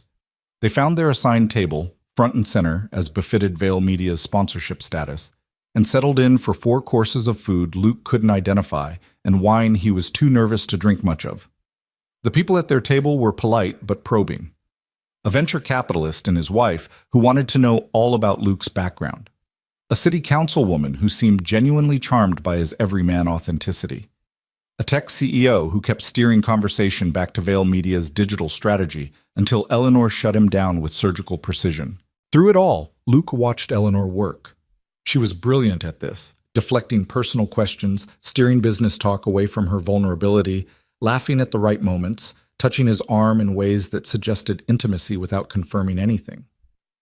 She'd created a performance that told a story. Successful woman, serious illness, unexpected connection with someone real. It was compelling because parts of it were true. During the speeches, something about arts funding and community impact, Eleanor leaned close and whispered, "You're doing great. I know this isn't your world, but you're handling it perfectly. I'm terrified I'm going to use the wrong fork." "There is no wrong fork. That's all made up nonsense to make people feel inferior." She squeezed his hand under the table. "Thank you for this, for being here, for making me look like I have my life together when we both know it's falling apart." "It's not falling apart. You're fighting. There's a difference." Before she could respond, Harrington's voice cut through the ballroom. He'd somehow secured the microphone during the transition between speakers. "If I could have everyone's attention for just a moment," he said, his smile practiced and predatory. "I know this isn't on the program, but I wanted to take a moment to recognize someone very special to all of us. Eleanor Vale, could you stand?" Eleanor's hand tightened painfully on Luke's. "Bastard," she breathed, but she stood, pasting on a gracious smile. "Eleanor has been through so much these past months," Harrington continued, his voice dripping with false concern, fighting an incredibly difficult illness while trying to maintain her responsibilities to Vale Media. "We're all inspired by her courage." He paused, letting the words sink in. "But we also recognize that sometimes the bravest thing we can do is accept help, accept that we can't do everything alone, that there are people ready and willing to carry the burden so we can focus on what's most important, our health, our recovery." The room had gone silent. Everyone understood what Harrington was really saying. "Step down, Eleanor. Let us take over while you die quietly." Eleanor's face was a mask, but Luke could see the fury beneath. This was a public ambush designed to make her look weak, to make any protest seem ungracious. Without thinking about the consequences, Luke stood. He had no microphone, no platform, but his voice carried in the sudden quiet. "Mr. Harrington is right about one thing," Luke said, every eye in the room turning to him. "Eleanor has been incredibly brave, but not just because she's fighting cancer. She's brave because she's doing it while men like him circle her company like vultures, using her illness as an excuse to take what she built." He looked directly at Harrington. "I'm just a mechanic. I fix broken things for a living. And from where I'm standing, the only thing broken about Vale Media is the people trying to break it." The room erupted. Some people started clapping. Others looked scandalized. Harrington's face had gone purple. Luke sat down, his heart hammering, wondering if he'd just destroyed everything. Eleanor's hand found his under the table, squeezing hard. "You beautiful idiot," she whispered. "You just declared war on one of the most powerful men in Portland. He started it. He's going to make you pay for that. Let him try." The dinner broke up shortly after, the evening's polite veneer shattered by the confrontation. People approached their table in waves, some to congratulate Luke's boldness, others to warn Eleanor that she was playing with fire, a few to inform them both that they'd just made themselves targets. Through it all, Eleanor held her head high, gracious and composed, while Luke stood beside her wondering what the hell he'd just done. When they finally escaped to the museum's side entrance where their car waited, Eleanor sagged against him, the evening's toll finally showing. "That was either the bravest or stupidest thing I've ever seen," she said. "Probably both. Harrington's going to come after you now, after both of us. He'll dig into your life, look for anything he can use to discredit you, try to make our relationship look fake or opportunistic." "It is fake and opportunistic. We have a contract." "Yes, but nobody else knows that.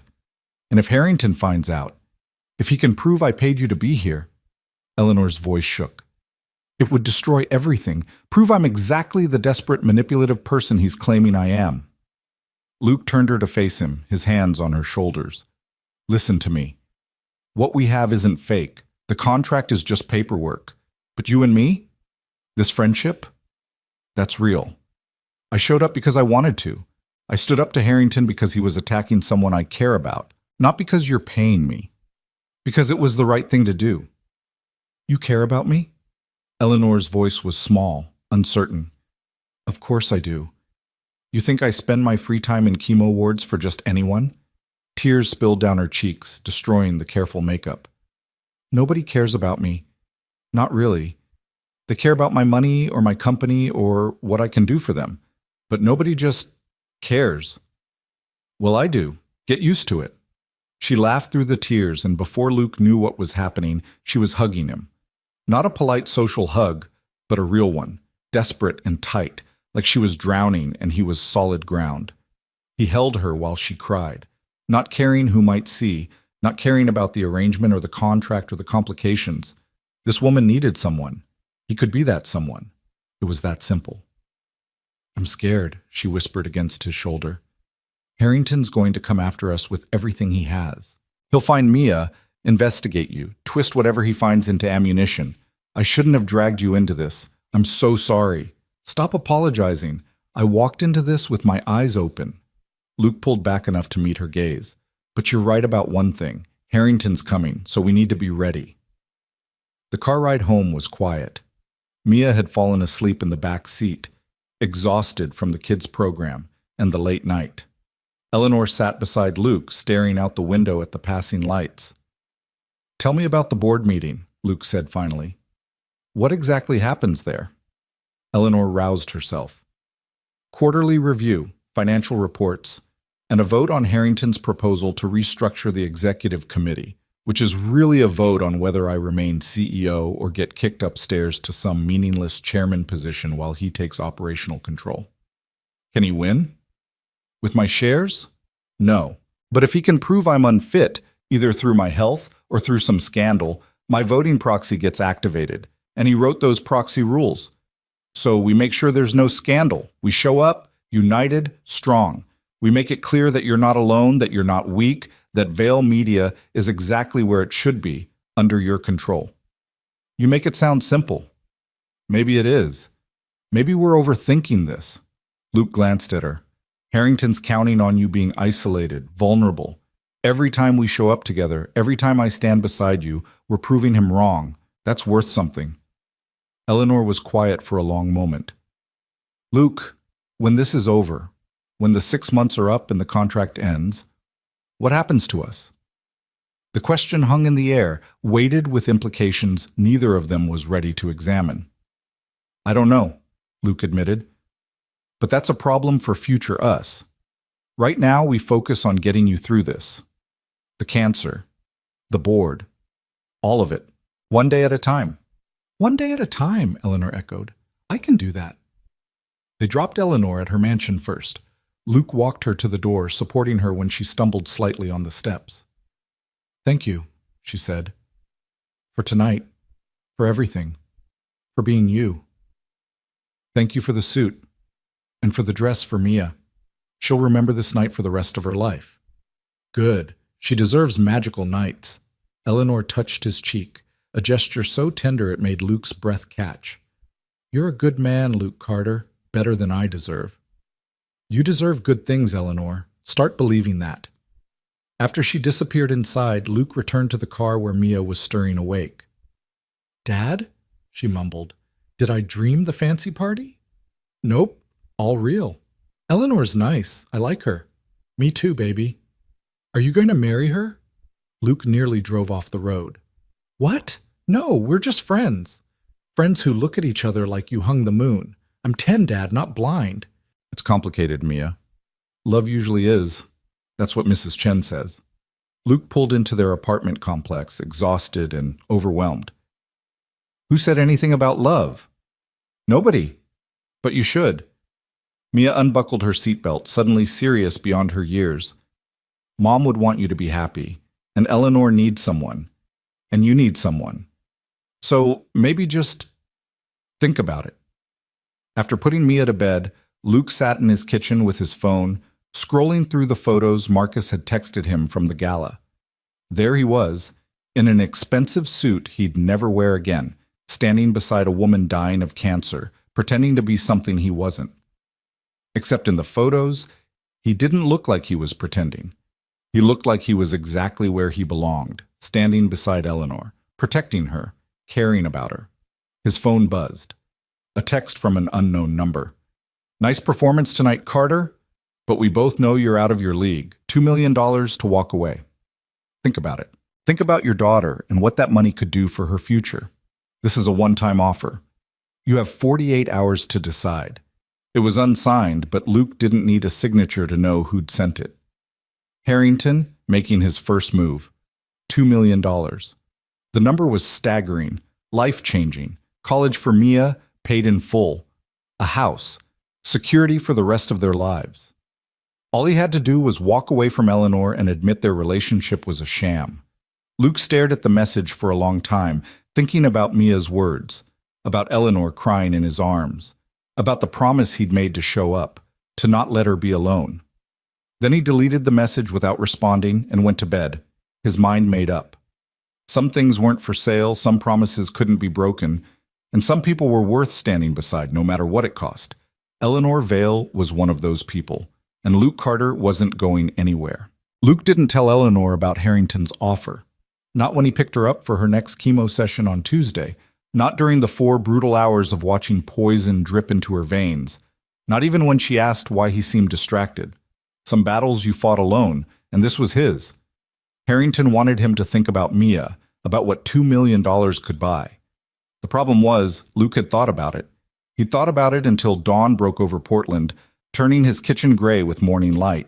And every time he imagined taking that money, walking away, leaving Eleanor to face Harrington and the cancer alone, he felt sick in a way that had nothing to do with exhaustion. So he'd made his choice. Now he just had to live with the consequences. Those consequences started arriving on Wednesday morning. Luke was under a Honda Civic at Martinez Auto Shop, his hands slick with transmission fluid, when Carlos appeared beside the lift. "Boss, there's some guy here to see you." She heard him. "Says it's important." Luke rolled out from under the car, wiping his hands on a rag that would never come clean. "Tell him I'm working. He can make an appointment." "Already tried. He's not taking no for an answer. Says he's a journalist."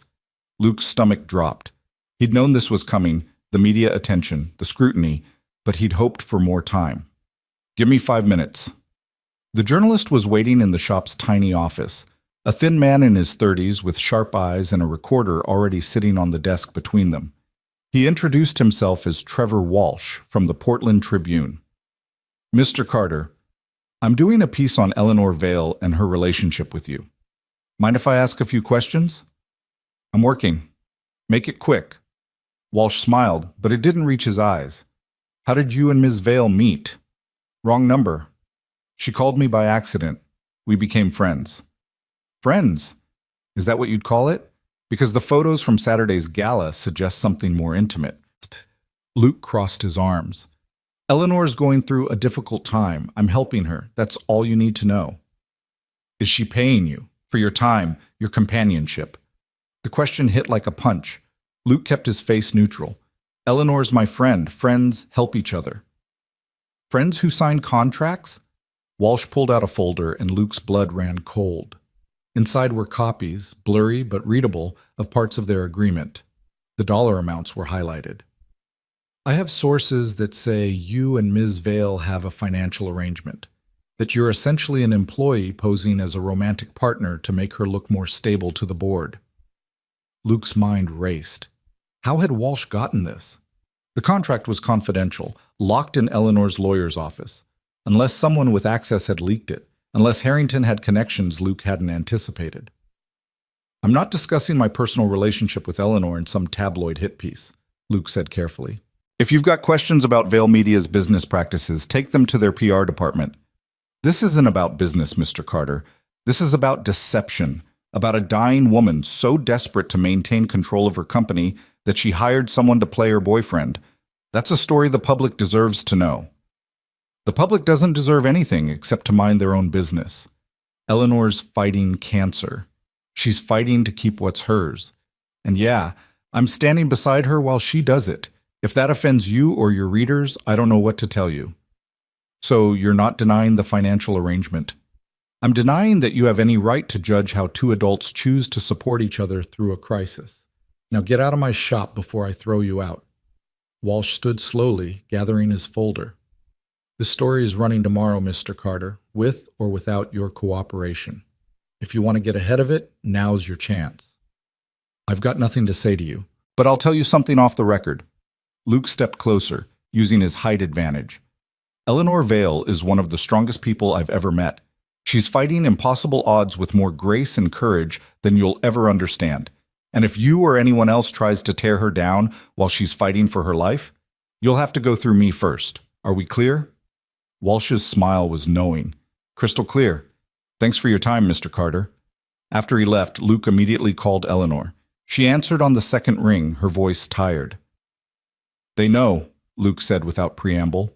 A journalist just left the shop. He has copies of our contract. He's running a story tomorrow about you paying me. Silence on the other end. Then quietly, Harrington? Has to be. Nobody else would benefit from this getting out. Luke, I'm so sorry. I should have anticipated this, should have protected you better. Stop apologizing and tell me what we do. How do we handle this? He could hear Eleanor thinking, her business mind working through scenarios. We own it. We tell the truth before he can twist it. The truth that you hired me? The truth that I needed help and you provided it. That yes, there's a contract because I'm not the kind of person who asks for charity, and you're not the kind of person who accepts it. That what started as an arrangement became real friendship. We control the narrative, Luke. That's the only way to win this. What about the board meeting tomorrow? Oh, Harrington's counting on this story to destroy me right before the vote. Show up looking like a gold digger, me looking like a desperate fool. It's brilliant strategy, actually. I'd admire it if it wasn't aimed at me. Luke leaned against the desk, exhaustion washing over him. I should take his offer. Walk away. Let you tell the board I was a mistake, that it's over. At least then you'd look like you came to your senses. No. Eleanor's voice was sharp. Absolutely not. That's exactly what he wants. He wants you gone so I look alone and vulnerable. We stick together, Luke. That was the deal. The deal's about to make both of us look like liars and frauds. So what? Let them think what they want. The people who matter will understand. The rest can go to hell. She paused. Unless you want out.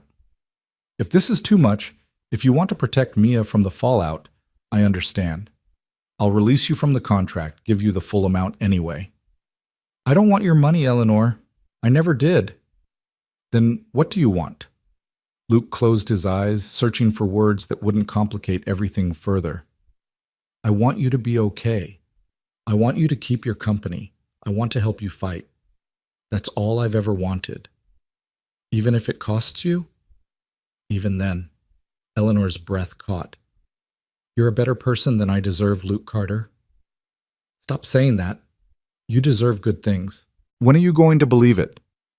Maybe when someone like you keeps showing up despite every reason not to. Her voice softened. Come over tonight, after Mia's in bed. We need to prepare for tomorrow. Figure out exactly what we're going to say when the board comes for us. Luke arrived at Eleanor's mansion at 9:30, after Mia had fallen asleep to a documentary about deep-sea creatures, after he'd triple-checked that Mrs. Chen was available for tomorrow's emergency pickup, after he'd sat in his truck outside Eleanor's gate wondering what the hell he was doing. Eleanor answered the door herself, wrapped in a cashmere throw, looking impossibly small. She'd lost more weight since the new protocol started. Her cheekbones were sharp enough to cut glass, her eyes huge in her thin face. But she was standing, fighting, refusing to give up. Come in, she said. I made coffee, or tried to. Turns out chemo kills your taste buds, and I have no idea if it's terrible. The coffee was fine. They sat in her living room with its floor-to-ceiling windows overlooking the city lights, and for a few minutes neither spoke. Just two people holding warm mugs, gathering strength for the battles ahead. Tell me about the board, Luke said finally. Who's on our side? Honestly, maybe 3 people out of 12. The rest are either with Harrington or too scared to oppose him. Eleanor set down her mug. He's been very careful, very strategic, never attacking me directly, always hiding behind concern for the company, for my health, for the shareholders. He's made it politically dangerous to support me. What about the press conference idea? Getting ahead of the story? My PR team drafted a statement. Basic facts. We met, we connected, yes, there's a formal agreement because that's how I operate, but the friendship is real. It won't stop the gossip, but it might blunt the worst of it. When does it go out? Tomorrow morning, 6 a.m., before the Tribune piece hits. Eleanor looked at him searchingly. Last chance, Luke. Once that statement goes public, you're in this completely. Your name, your reputation, Mia's privacy, all of it becomes fair game. Are you sure? I'm sure. But Eleanor, you need to prepare for the possibility that this doesn't work, that Harrington has more ammunition we don't know about. What's your backup plan? I don't have one. It's fight or lose everything. Those are my options. She laughed without humor. Funny, isn't it? I'm fighting to keep control of a company I might not live long enough to run. Sometimes I wonder why I'm doing this at all. Because it's yours. Because you earned it. Because giving up isn't who you are. Who am I, Luke, really? Strip away the company, the money, the title. Who's left? The question hung between them, raw and vulnerable. Luke set down his coffee and moved to sit beside her on the couch. You're someone who reached out for help when she needed it. Someone who fights even when the odds are impossible. Someone who thought about my daughter when picking out a dress. Who listens to octopus facts like they matter. Who's trying so damn hard to do right by the people counting on her. He met her eyes. You're Eleanor Vale, and that's more than enough. Tears spilled down her cheeks. I'm so tired, Luke. Tired of fighting. Tired of being strong. Tired of pretending I'm not terrified every single second. Then stop pretending. Not with me. You don't have to be strong right now. Something broke in Eleanor then. Some wall she'd been holding up through sheer force of will. She leaned into him, and Luke wrapped his arms around her while she cried. Really cried, the kind of deep, wrenching sobs that came from a place beyond words. She cried for her dying body, for the company being ripped away, for the loneliness that had defined her life, for the father who'd never loved her right, for the future she might not have. Luke held her through all of it, one hand in her hair, murmuring comfort that didn't fix anything, but maybe helped anyway. When the storm finally passed, Eleanor stayed pressed against his chest, exhausted. I'm getting your shirt wet, she mumbled. Don't care. I'm a mess. You're human. There's a difference. She pulled back enough to look at him, her face blotchy and raw. How are you real? How is this real? I ask myself the same thing. Wrong number, right person. Stranger things have happened. Not to me. Nothing this good ever happens to me. Luke brushed a tear from her cheek with his thumb. Maybe that's changing. The moment stretched between them, charged with something neither wanted to name.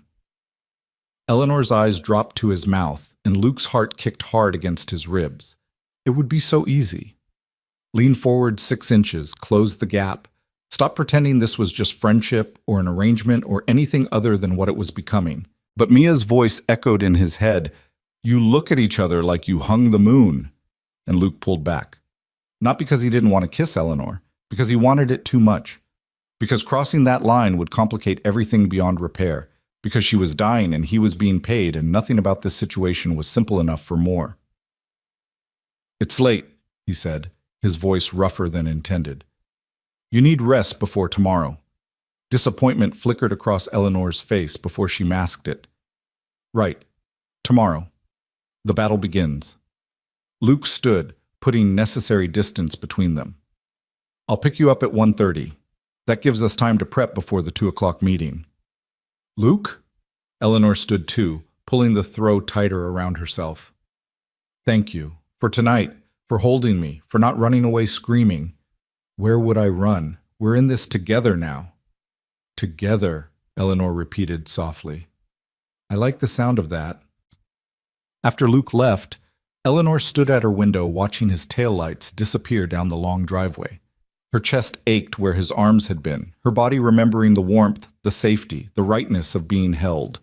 She'd almost kissed him. Would have, if he hadn't pulled away first. And she didn't know whether to be grateful or devastated that he'd shown more sense than her. Because the truth was undeniable now, terrifying and impossible to ignore. She was falling for Luke Carter. Maybe had been since he'd walked into her hospital room at 2 a.m. Maybe it had started the moment he'd promised she wouldn't die alone. Maybe it was simply that kindness, when you'd been starved of it long enough, felt like falling in love. But it didn't matter what she felt. She was dying. He was being paid. And tomorrow, the world would learn their relationship was a lie, even though it had stopped being 1 week ago. Eleanor picked up her phone, scrolling through the PR statement one more time. The words were perfect, carefully crafted to tell just enough truth to be believable. But they couldn't capture the real story. That a wrong number had given her something she'd never had before.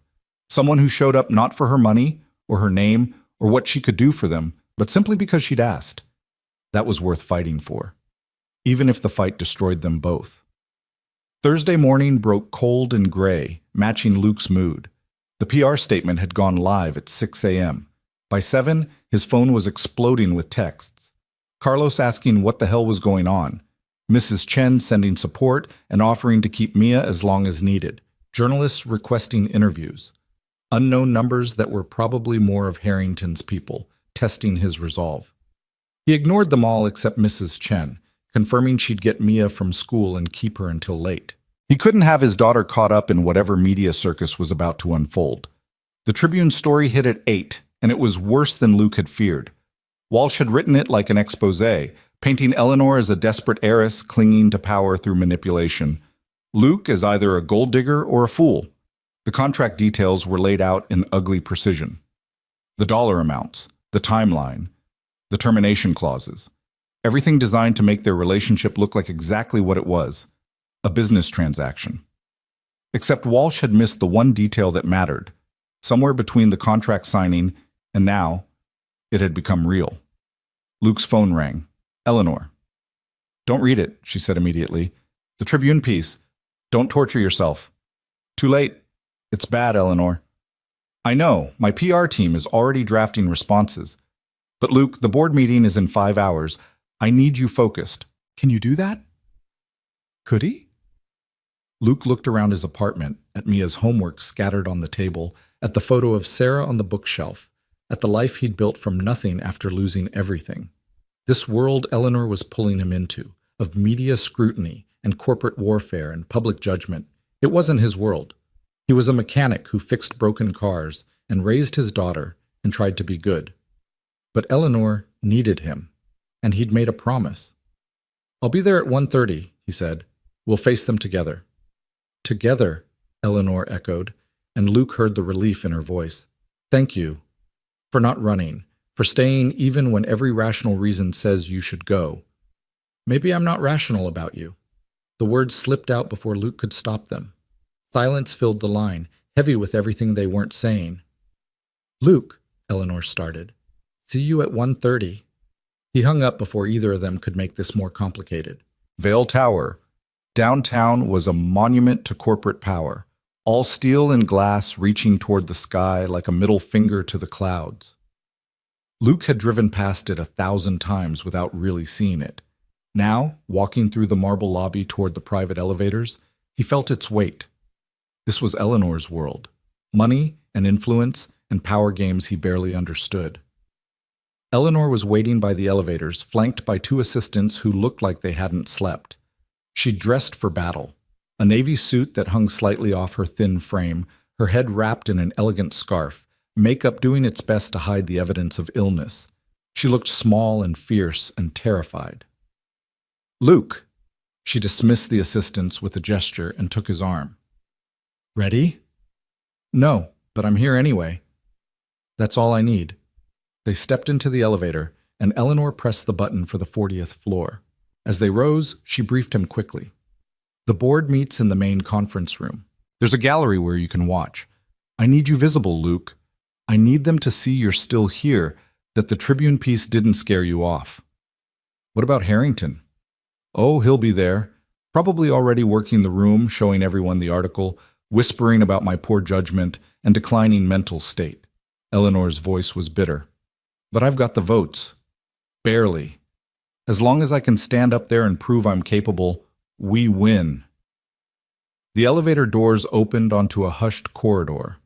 Through the glass walls of the conference room ahead, Luke could see board members gathering, expensive suits, tablets, and phones, the atmosphere of people about to decide someone's fate. Richard Harrington stood near the head of the table, his silver hair catching the light, his expression confident. When he saw Eleanor and Luke emerge from the elevator, his smile sharpened. Eleanor, he called out warmly, as if they were old friends. And Mr. Carter, how brave of you both to show up after this morning's revelations. Eleanor's grip on Luke's arm tightened, but her voice remained level. Richard, shall we get started? I know everyone's time is valuable. Of course, but first I think we need to address the elephant in the room. The Tribune piece raises serious questions about your judgment, Eleanor. Hiring someone to pose as your romantic partner? That's not the behavior of someone fit to run a multi-billion-dollar company. I didn't hire anyone to pose as anything. Luke is my friend. Yes, we have a formal agreement because I'm dying and I needed someone reliable, someone who wouldn't disappear the way everyone else has. Eleanor's voice carried across the room. If you've got a problem with me finding support during the hardest time of my life, Richard, that says more about you than me. A few board members shifted uncomfortably. Harrington's smile never wavered. Support is one thing, deception is another. You're asking this board to trust your leadership while conducting your personal life through contracts and paid companionship. How are we supposed to believe anything you say? Because I've never lied to this board. Because Vail Media's numbers speak for themselves. Because I've spent every day of the last 3 years building on my father's legacy, while you've spent every day trying to tear me down. Eleanor released Luke's arm, stepping forward. Call the vote, Richard. Let's settle this. As you wish. Harrington gestured to the board secretary. We'll convene in 5 minutes. Mr. Carter, I believe Eleanor mentioned you'd be observing from the gallery? Luke looked at Eleanor, who nodded slightly. He wanted to stay beside her, wanted to be close enough to catch her if she fell, but this was her fight. All he could do was bear witness. The gallery was a raised section along one wall, separated from the board table by glass. Luke took a seat, watching Eleanor settle at the head of the table, her back straight despite the pain he knew she was in.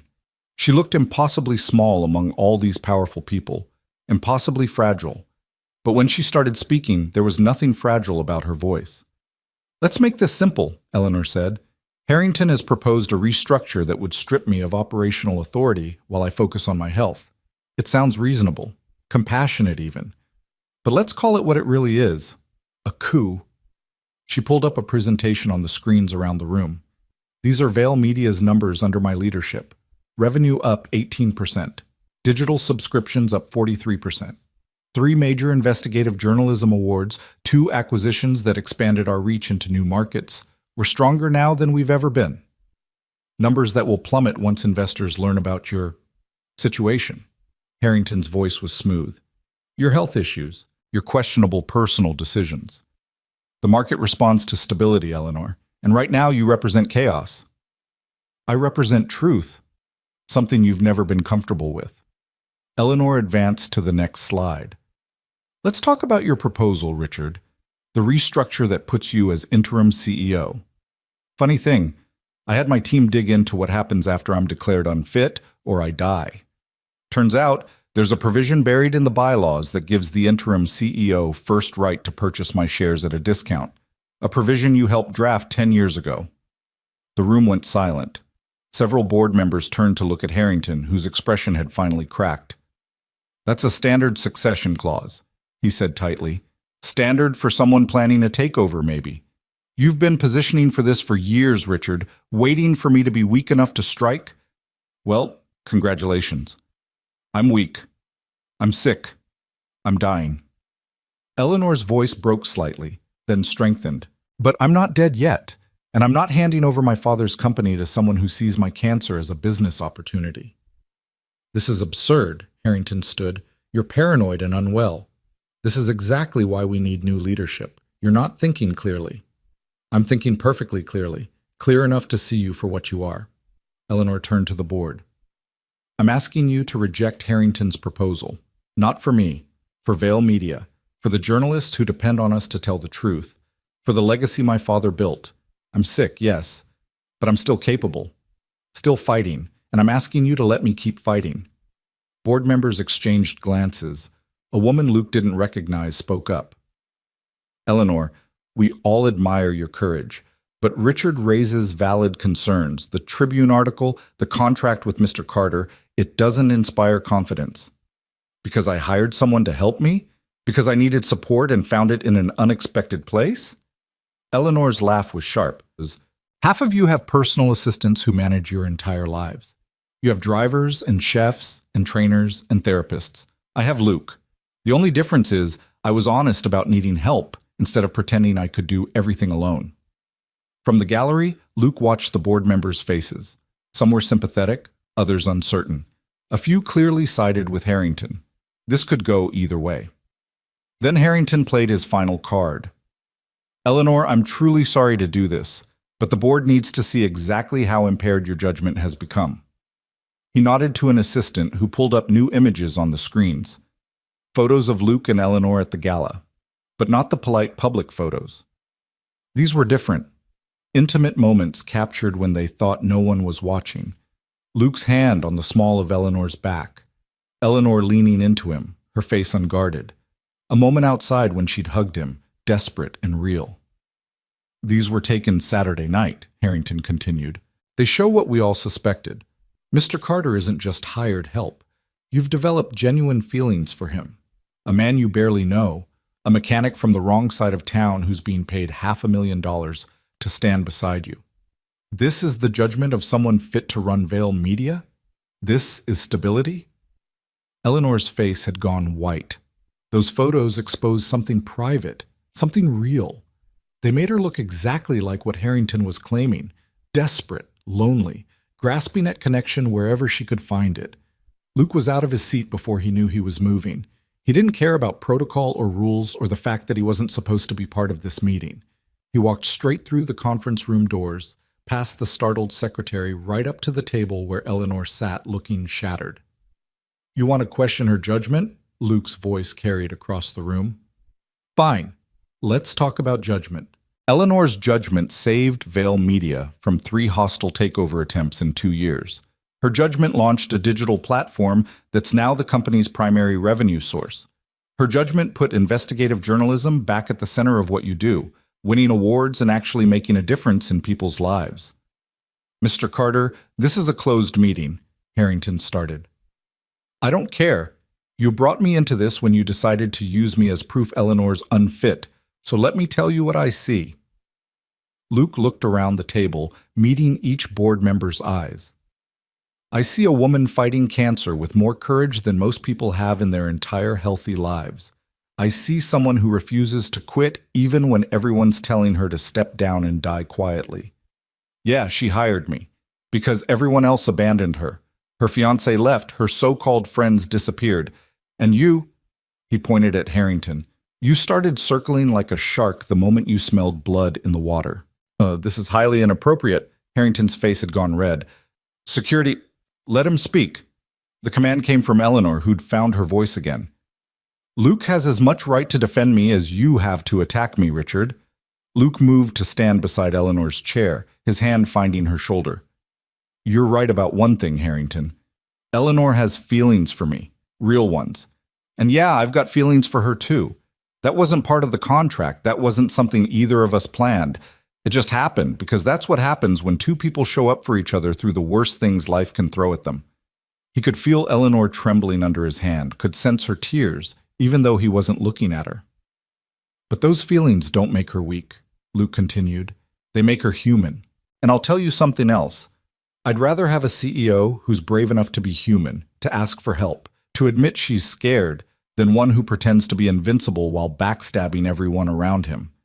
He looked directly at Harrington. Vale Media doesn't need someone perfect. It needs someone real. Someone who understands that truth and integrity matter more than profits and power plays. That's Eleanor. That's who she's always been. The room was dead silent. Luke felt exposed, raw, like he'd just stripped bare in front of strangers. But he didn't care. Because Eleanor needed him, and he'd promised. Always show up. That's what mattered. Eleanor stood slowly, her hand covering Luke's on her shoulder. Thank you, she whispered, then raised her voice to address the board. Call the vote, Richard. Let's end this. The vote took less than 5 minutes. When it was over, Eleanor had won by exactly 2 votes, the slimmest possible margin, but a victory nonetheless. Harrington would remain on the board, but his proposal was dead. Vale Media stayed under Eleanor's control. For now. As board members filed out, some offering congratulations, others avoiding eye contact, Eleanor swayed on her feet. Luke caught her immediately, supporting her weight. I've got you, he murmured. Let's get you out of here. They made it to Eleanor's office 3 doors down before her legs gave out completely. Luke got her to the couch, her breathing shallow and rapid, her skin clammy. Eleanor, talk to me. What do you need? Medication, desk drawer, blue bottle. He found it, helped her take 2 pills with water from the mini fridge. Then he just held her while she shook, the adrenaline and exertion catching up with her failing body. "We won," she breathed. "Luke, we actually won." "You won. I just showed up." "You did more than show up. You told them the truth." Eleanor pulled back to look at him, her eyes searching his face. "Did you mean it? What you said in there, about having feelings for me?" Luke's heart hammered. This was the moment, the line they'd been dancing around for weeks. He could deflect, make a joke, keep things safely in the realm of friendship and contracts, or he could tell her the truth. "Yeah," he said quietly, I meant it. I don't know when it happened or how, but somewhere between that first phone call and now you became important to me. Really important." "Luke, I'm dying. I know. This can't go anywhere. There's no future here, just however long I have left." "I know that too." "Then why?" Her voice broke. "Why would you let yourself care about someone who's not going to be here?" Luke cupped her face in his hands, gentle but sure. "Because you're here now. Because every moment matters, even the hard ones. Because you're worth it, Eleanor Vale, even if we only get a little time." He paused, his thumb brushing away a tear. "And because I tried not to care about you and I failed completely, so we might as well stop pretending." Eleanor's laugh was watery. "This is the worst idea ever." "Probably. We're going to get hurt. Definitely. I'm still dying. I'm still here." She kissed him then, closing the last inches between them, her lips soft and desperate and real. Luke kissed her back, tasting salt from her tears, feeling her hands fist in his shirt like she was afraid he'd disappear. It wasn't a contract kiss or a performance for anyone's benefit. It was just them, finally honest, finally real. When they broke apart, both breathless, Eleanor pressed her forehead to his. "What are we doing?" she whispered. "I have no idea. But we're doing it together." "Together," Eleanor repeated, and this time it sounded like a promise. Outside the office windows, Portland spread out below them, indifferent to their small drama. The world kept turning. Harrington was already plotting his next move. The cancer was still there, still winning. Tomorrow would bring new challenges, new fights. But right now, in this moment, they had each other. And for two people who'd started with a wrong number and a desperate plea at 2 a.m, that was everything. They stayed in Eleanor's office until the sky outside turned from gray to deep purple, neither willing to break the spell of what had just happened. Luke sat on the couch with Eleanor curled against him, her head on his chest, his arms wrapped around her like he could protect her from everything coming. They didn't talk much. Sometimes silence said more than words ever could, and right now the silence between them was full of all the things they'd been too scared to admit before. Finally, Eleanor stirred. "I need to tell Mia about us, about what this is becoming." Luke's chest tightened, his daughter, the one person he'd been trying to protect from all of this. "Eleanor, she's 10. This is complicated enough for adults to understand." "She already knows, Luke. Kids always know. And she deserves honesty from us, especially if—" Eleanor didn't finish the sentence. She didn't have to. If she was going to be part of their lives, however briefly, Mia deserved to understand why. "Okay," Luke said quietly, "but we do it together, and we're honest with her about everything. The cancer, the time we might not have, all of it." Eleanor nodded against his chest.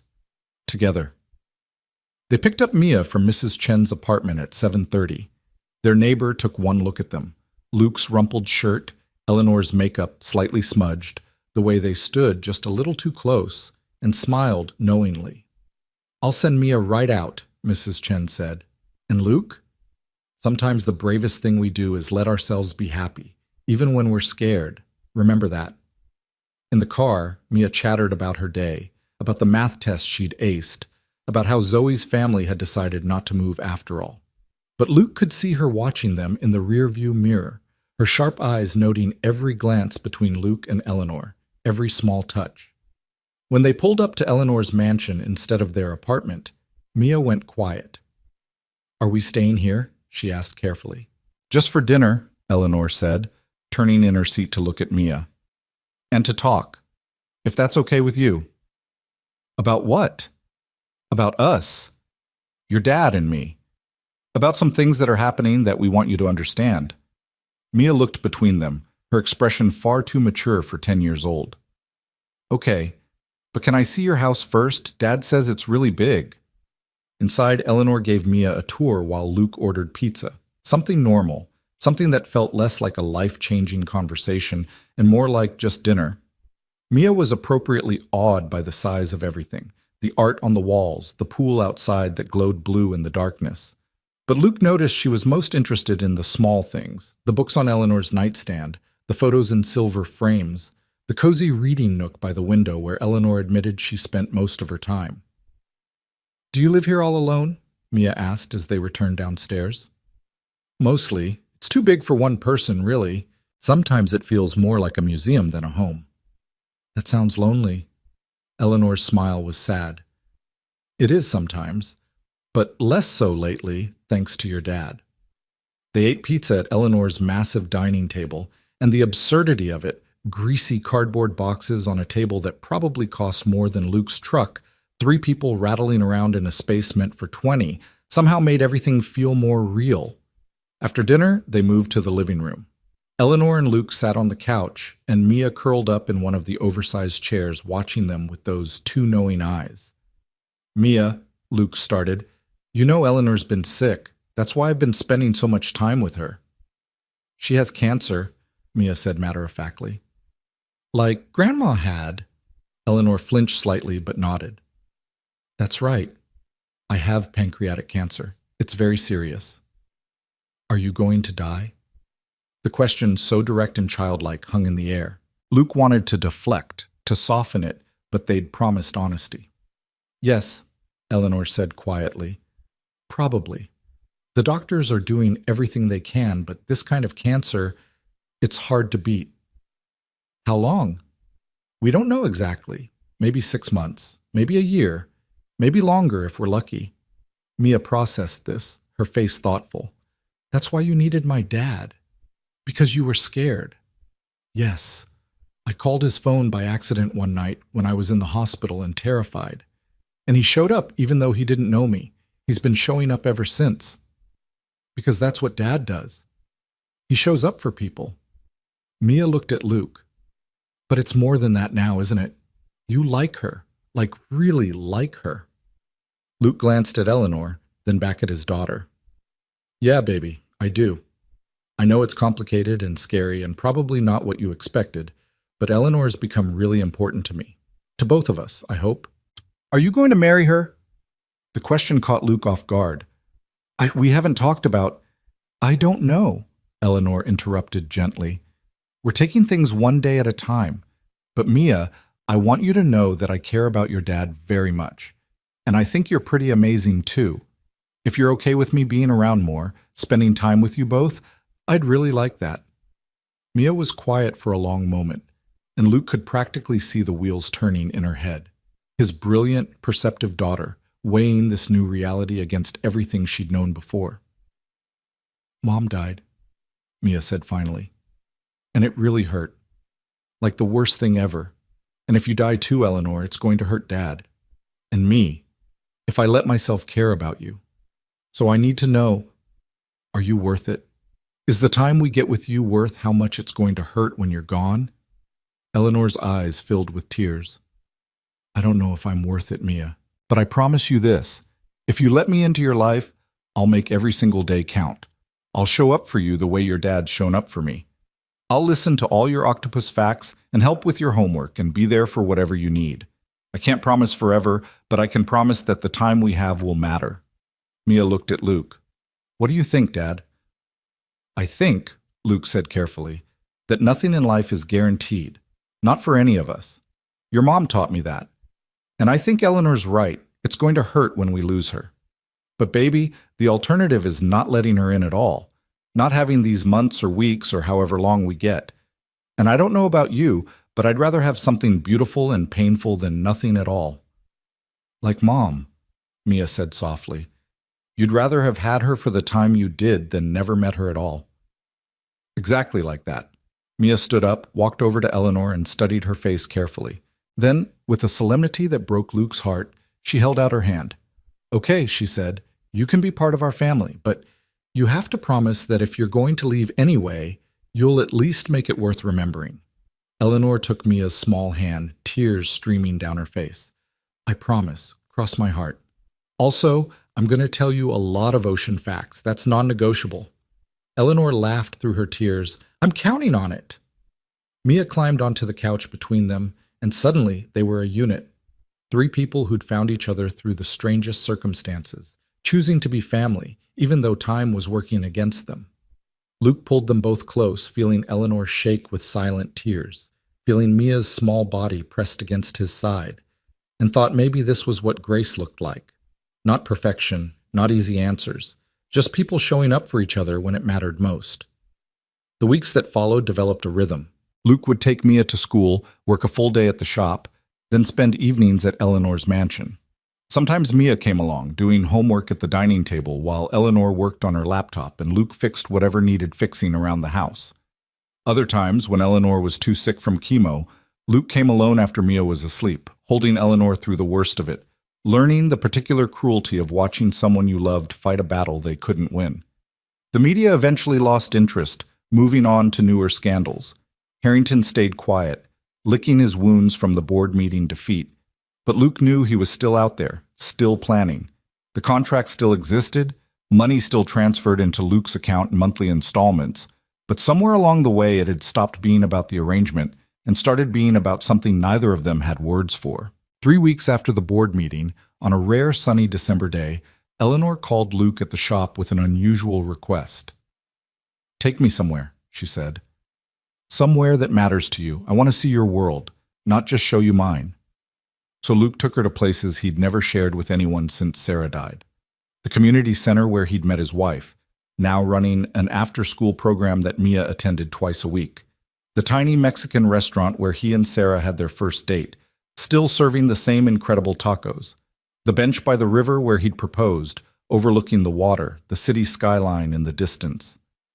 "I come here sometimes," Luke admitted as they sat on the bench, Eleanor bundled in a thick coat, a blanket across her lap. "When everything feels too heavy, when I need to remember why I keep going." "Sarah?" Eleanor asked. "Yeah. This was her favorite spot. She said you could see the whole city from here, all its possibilities. She was good at seeing possibilities in things." He paused. "I think she'd like you. Even though I'm stealing time with you that should have been hers?" "You're not stealing anything. Sarah's gone. But she'd want me to be happy. Would want Mia to see that love isn't something you only get once, that opening your heart again doesn't mean forgetting what you had before." Eleanor leaned her head on his shoulder. "I never thought I'd have this. Someone who sees me, really sees me, without all the money and power and walls I put up. Someone who loves me despite knowing exactly how broken I am." "You're not broken. You're fighting. There's a difference." "I'm tired of fighting, Luke. Some days I wonder if I should just let go. Stop the chemo. Stop the treatments. Just let it happen on its own terms instead of dragging it out." Luke's heart clenched, but he didn't try to argue her out of it. "Is that what you want?" "I don't know. The oncologist says the new protocol is working. Tumor markers are down, progression is slowed. I might have more time than we thought, but the side effects are getting worse, the pain is constant, and I keep thinking, what's the point? To suffer a few more months just to suffer?" "The point," Luke said carefully, "is that you're here, that Mia gets to know you, that we get to have this, whatever this is, for as long as we can. But Eleanor, if the fight is too much, if you need to stop, I'll support you. We both will. Your life, your choice, always." She was crying now, silent tears tracking down her thin cheeks. "How are you so good at this? At saying exactly what I need to hear?" "Practice. Mia's been training me in emotional intelligence for 10 years. Eleanor's laugh was wet but genuine. "That kid is going to rule the world someday." "Probably. I'm just trying to keep up until then." They sat in silence as the sun dropped toward the horizon, painting the sky in shades of orange and pink. Luke thought about time, how much they'd had, how much was left, how every moment together was both a gift and a countdown. But mostly he thought about how lucky he was, despite everything, to have found this, to have answered that wrong number call, to have shown up when someone needed him and discovered he'd needed her just as much. Christmas came wrapped in snow and twinkling lights. Luke and Mia had never done much for the holidays, pizza and a movie usually, small presents they could afford, making the best of what they had. But Eleanor changed everything. She hired decorators to transform her mansion into a winter wonderland, insisted they spend Christmas Eve there, cooked dinner herself despite Luke's protests that she should rest. "I want this," Eleanor said firmly as she attempted to baste a turkey that looked bigger than Mia. "I want normal, family dinner, holiday traditions, one perfect Christmas before—" She didn't finish, but she didn't need to. Mia helped Eleanor bake cookies shaped like octopuses, the two of them laughing in the kitchen while Luke pretended not to watch them bond. He'd never thought Mia would accept another woman in their lives, but Eleanor had a way of making space for herself without demanding it, of listening to Mia's endless ocean facts, like they were the most important things in the world, of treating a 10-year-old like a person whose opinions mattered. After dinner, they opened presents by the massive fireplace. Eleanor had gone overboard. A new laptop for Mia's school projects, art supplies, books about marine biology. For Luke, there were practical things he'd never buy himself: quality tools, warm work clothes, a watch that probably cost more than his monthly rent. "Eleanor, this is too much," Luke protested. "It's not enough. It's never enough." She pressed a small box into his hands. "One more. Open it." Inside was a key. Heavy, brass, old-fashioned. "It's to the house," Eleanor explained, her voice shaking slightly. "I want you both here. Not just visiting, living here. With me. For however long we have." Luke stared at the key, understanding the weight of what she was offering. "Eleanor, I know it's fast, I know it's crazy, but Luke, I'm dying. We don't have time to do things the normal way. And I don't want to spend whatever time I have left alone in this big empty house. I want breakfast with Mia. I want to fall asleep next to you. I want to be a family, even if it's just for a little while." "What about our apartment? My lease?" "Break it. I'll cover the penalties. Move in after New Year's, please. Let me have this." Luke looked at Mia, who was watching them both with careful eyes. "What do you think, baby?" Mia considered, then nodded slowly. "I think Eleanor's right. We don't have time to waste, and this house is really big and really lonely. We should probably help fill it up." "Is that a yes?" Eleanor asked hopefully. "That's a yes," Mia confirmed. "But I get to pick my room, and it has to have space for at least 3 octopus tanks for when I'm famous and rich." "Deal," Eleanor laughed, pulling Mia into a hug. Luke watched them, his heart so full it hurt. 3 months ago, he'd been a single dad barely scraping by, working 60-hour weeks, terrified he was failing his daughter. Now he was sitting in a mansion on Christmas Eve, holding a key to a life he'd never dreamed possible, with a woman who'd somehow become essential to his existence and a daughter who was braver than he'd ever be. "Okay," he said quietly. "We'll move in. But Eleanor, promise me something. Anything. Promise me you'll keep fighting. Take the treatments. Don't give up, because we need you. Mia needs you. I need you." Eleanor's eyes filled with tears. "I promise. As long as I have you both, I'll keep fighting." They moved in the first week of January, Luke's entire life fitting into 3 carloads. It was humbling and liberating at once, realizing how little he'd actually accumulated in 35 years. Clothes, tools, Mia's things, a few photos. That was it. Everything that mattered fit in his truck. Eleanor had prepared rooms for them. Mia got the bedroom she'd picked out, with windows overlooking the pool and enough space for the marine biology laboratory she was already planning. Luke's things went into Eleanor's master suite, and that first night, lying in bed beside her in the dark, listening to her breathe, Luke felt something settle in his chest that had been unsettled since Sarah died. "Thank you," Eleanor whispered, "for taking a chance on me, on us. Thank you for giving me a reason to." January turned into February. The Portland rain returned with a vengeance, turning the city gray and cold. Eleanor's health fluctuated. Good days where she could almost pass for healthy, bad days where she couldn't get out of bed. Luke learned the rhythm of her medications, the signs of an oncoming crisis, how to help without making her feel helpless. Mia adjusted to her new school closer to Eleanor's neighborhood, made new friends, but always rushed home after classes to spend time with Eleanor. They developed routines. Breakfast together every morning. Mia's homework at the dining table while Luke and Eleanor cooked dinner. Movie nights on Fridays. Sunday visits to Luke's bench by the river. All three of them now. Eleanor wrapped in blankets while Mia threw stones into the water, and Luke held Eleanor close. Dr. Patel was cautiously optimistic. The tumor markers continued to drop. The CT scans showed stabilization, maybe even slight regression. It wasn't a cure. There was no cure, but it was time. Precious, unexpected time. "You're responding better than I hoped, Dr.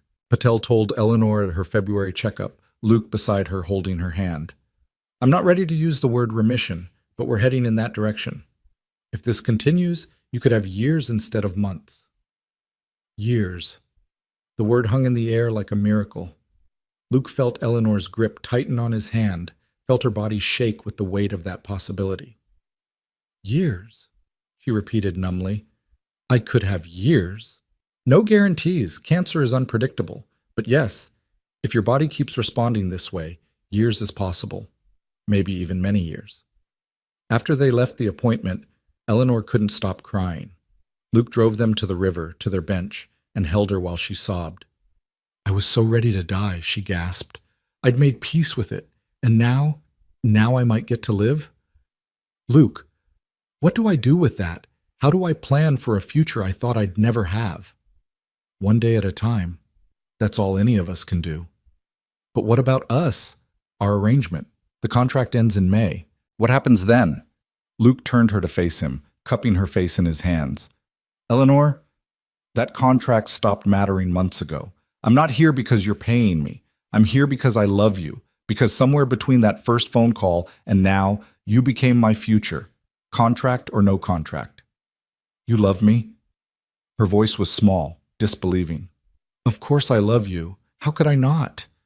You're brilliant and fierce and brave, and you make terrible coffee, and you listen to Mia's octopus facts like they're poetry. I love everything about you." "Even that I'm dying?" "You're not dying anymore. You're living, and I want to be part of that life, for as long as you'll have me." Eleanor kissed him then, desperate and deep, tasting like salt and hope. "I love you too," she whispered against his mouth. "I think I have since you walked into my hospital room and promised I wouldn't die alone. You saved my life, Luke Carter, in every way that matters." Spring came to Portland slowly, the rain finally breaking to reveal green shoots and cherry blossoms. Eleanor's strength returned gradually. She went back to Vail Media part-time, working from home on good days, attending key meetings in person when necessary. Harrington had resigned from the board in March, quietly taking a position at a competitor, his coup attempt permanently thwarted. Eleanor promoted younger blood to the board, people who shared her vision for truth and integrity in journalism. In April, on a sunny Saturday morning, Eleanor called a family meeting. Luke and Mia gathered in the living room, curious. Eleanor looked nervous, her hands fidgeting with a small box Luke recognized from his jewelry store run 3 days ago. "I need to ask you both something," Eleanor began, "and I need you to be completely honest, because this only works if we all agree." "Okay," Mia said slowly, exchanging a glance with Luke. Eleanor took a deep breath, then got down on one knee in front of Luke, wincing slightly at the movement. "Luke Carter, you answered a wrong number that was exactly right. You showed up when no one else would. You loved me when I was dying, and you're loving me through living. You and Mia have given me something I never thought I'd have, a family. So I'm asking you, in front of the most important person in your life, will you marry me?" Luke stared at the ring in the box, simple, beautiful, perfect, and felt his throat close with emotion. "Eleanor." "Wait, she's not done," Mia interrupted, grinning. "Eleanor asked me yesterday if it was okay if she proposed to you, and I said only if she did it right." Eleanor turned to Mia, still on one knee. "Mia Carter, will you let me officially be part of your family? Will you let me be there for school events and science fairs and all your future accomplishments? Will you teach me everything about octopuses and be patient when I get things wrong? Will you give me a chance to love you the way you deserve to be loved? Mia's eyes filled with tears. You're asking me too? Of course. You're part of this family. Luke can't say yes unless you do too. Then yes, Mia whispered. Yes, you can be my family. You can be my...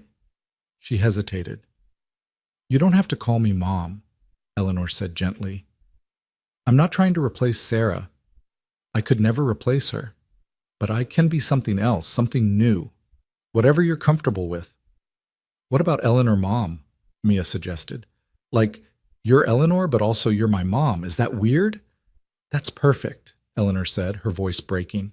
Mia launched herself at Eleanor, nearly knocking her over. Luke joined them on the floor, all three of them tangled together, laughing and crying. Is that a yes? Eleanor asked Luke when they finally pulled apart. Will you marry me? On one condition, Luke said. Name it. The contract. We tear it up, right now. No more payments, no more arrangement. Just us, choosing each other for real. Eleanor nodded. Done. It's been sitting in my desk drawer for weeks. I haven't cashed a check since January. Luke, I'd marry you if you were broke and I was dying. Money was never what this was about. Then yes, Luke said, sliding the ring onto his finger. Yes, I'll marry you.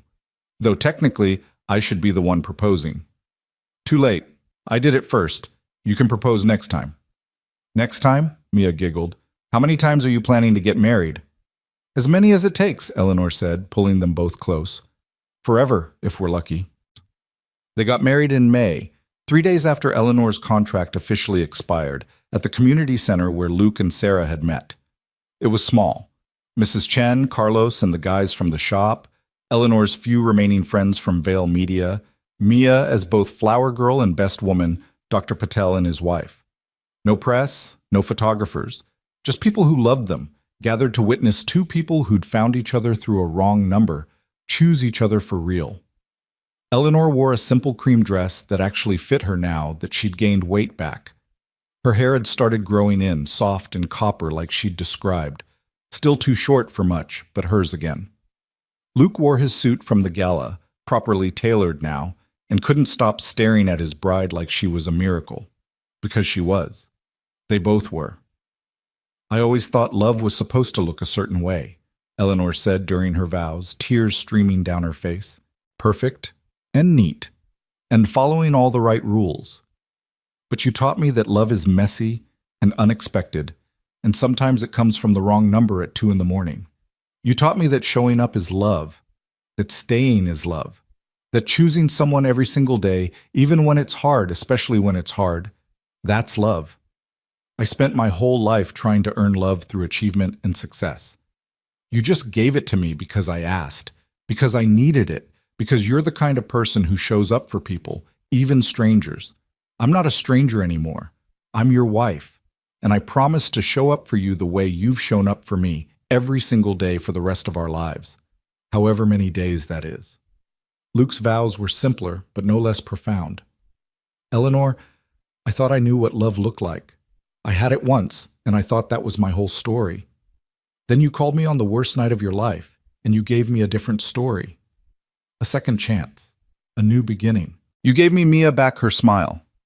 You gave me a reason to believe in possibilities again. You're fierce and strong and brave, and you fight for what matters. I'm honored to fight beside you, to love you, to build whatever life we can with whatever time we're given. I promise to always answer when you call, to always show up, to always choose you, today and every day. Mrs. Chen cried through the whole ceremony. Carlos gave a speech about how he'd never seen Luke smile before Eleanor came along, and now he wouldn't shut up about her. Mia read a poem she'd written about families being built from love, not just blood. Dr. Patel quietly told Luke that this happiness, this joy, was probably doing more for Eleanor's health than any medication. At the reception, held in Eleanor's mansion with its gardens in full bloom, Luke slow danced with his wife under string lights while Mia danced nearby with Mrs. Chen. The DJ played an eclectic mix, everything from jazz to pop to Mia's requested Ocean Sounds documentary soundtrack. It was perfect, imperfect, Real. 3 months, Eleanor murmured against Luke's chest. Dr. Patel gave me 3 months last November, said I'd be lucky to see spring. And here you are, June tomorrow, seeing summer. I'm going to see a lot more summers, Luke. I can feel it. My body's fighting back. The cancer's there, but it's quiet now, sleeping. Maybe it'll wake up again someday, but maybe it won't. Maybe we get years. Then we'll take them, every single one. Eleanor pulled back to look at him, her eyes shining. I want to go to Mia's graduation. I want to see her win her first science award. I want to grow old with you, Luke. I want all the normal, boring, beautiful things I thought I'd never have. Then that's what we'll do. We'll be normal and boring and beautiful together. Nothing about us is normal. No, Luke agreed, spinning her slowly. But it's ours. The party went late into the evening. Mia fell asleep on one of the couches, still in her flower girl dress, clutching the stuffed octopus Eleanor had given her as a thank you for being in the wedding. Luke carried her up to her room, tucking her in, brushing hair from her face. Dad? Mia mumbled, half asleep. Is this real? Are we really a family now? Yeah, baby, we really are. Good. I like Eleanor, Mom. She's good at being here. She is. We got lucky. No, Mia said, her eyes drifting closed. Eleanor got lucky. Because she got you, and you always show up. After Mia was asleep, Luke found Eleanor on their bedroom balcony, overlooking the city lights, a blanket wrapped around her shoulders against the cool night air. He joined her, wrapping his arms around her from behind. Mrs. Carter, he said, testing out the name. I'm keeping veil professionally, but yes, Mrs. Carter at home. I like how it sounds. Me too. They stood in silence, watching Portland sparkle below them. Somewhere out there, someone was probably having the worst night of their life. Someone was scared and alone and reaching for help. Luke thought about the chain of events that had led him here, a random number, a desperate call, a decision to show up when logic said to hang up. How easily he could have made a different choice. How easily this perfect moment might never have existed. What are you thinking? Eleanor asked. That I'm grateful. For the wrong number. For you calling me instead of someone else. For every single moment that led us here. Even the hard ones? Especially the hard ones. They made this matter more. Eleanor turned in his arms, looking up at him with eyes that held their whole improbable story. I love you, Luke Carter. Thank you for answering the phone. I love you too. Thank you for calling. They kissed under the stars, two people who'd found each other in the dark, who'd chosen each other again and again, who'd built something beautiful from fear and loneliness, and one desperate moment of connection. Inside, Mia slept peacefully in her ocean-themed bedroom, dreaming of marine biology and the future she'd have with two parents who loved her. Downstairs, the remnants of a wedding celebration waited to be cleaned up in the morning. In Luke's wallet was a photo of Sarah, carried always, remembered always, but no longer the only love story he had to tell. And in Eleanor's body, cells fought their quiet battle, the cancer held at bay by medicine and stubbornness, and maybe, just maybe, the healing power of having something to live for. 3 years later, Eleanor would be declared in remission. 5 years later, she'd walk Mia across the stage at her high school graduation. 7 years later, she'd cry at Mia's college acceptance to the best marine biology program in the country. 10 years later, she'd still be here, still fighting, still living, still proving that sometimes the stories that start with wrong numbers end exactly right. But that night, on their wedding night, they didn't know any of that. They just knew they had each other, and tomorrow, and whatever came after. They knew that showing up mattered, that love mattered, that sometimes the bravest thing you could do was answer the phone at 2 a.m. and say yes to someone who needed you. Sometimes wrong numbers led you exactly where you needed to be. Sometimes asking for help saved your life. Sometimes strangers became family. Sometimes dying became living. Sometimes the hardest stories had the happiest endings. And sometimes, if you were very lucky, you found the person who would show up for you again and again, in the darkness and the light, in sickness and health, until death did you part and maybe even beyond. Luke and Eleanor had found that, had built that, had become that for each other. And it all started with a wrong number, a desperate plea, and a mechanic who decided that showing up for a stranger was worth it, even when nothing made sense, even when the odds were impossible, even when every logical reason said to hang up and go back to sleep. He'd answered, she'd asked, they'd both shown up. And in showing up, they'd found everything: home, family, love, life. The wrong number had given them all of it. The right person at the right time, disguised as a mistake. The best mistake Luke Carter ever made. The luckiest call Eleanor Vale ever dialed. Together they'd turned midnight desperation into morning hope. Turned 6 months into forever. Turned a contract into a marriage. Turned strangers into soulmates. And every day for the rest of their lives, they'd be grateful for that one moment when Luke's phone rang in the dark, and he chose compassion over convenience, chose showing up over staying safe, chose love before he even knew that's what he was choosing. Because that's what heroes do. Not the ones in movies or books, but the real ones. The mechanics and single dads and ordinary people who just keep showing up, keep choosing kindness, keep answering the phone when someone needs them. Luke Carter was that kind of hero. Eleanor Vale was brave enough to call him, and Mia Carter was wise enough to see that sometimes families are built from wrong numbers and right hearts. Together, they proved that love isn't about perfect timing or ideal circumstances. It's about showing up. It's about staying. It's about choosing each other, day after day, fight after fight, victory after victory. It's about answering the call, every single time, and living happily ever after, one showed up moment at a time.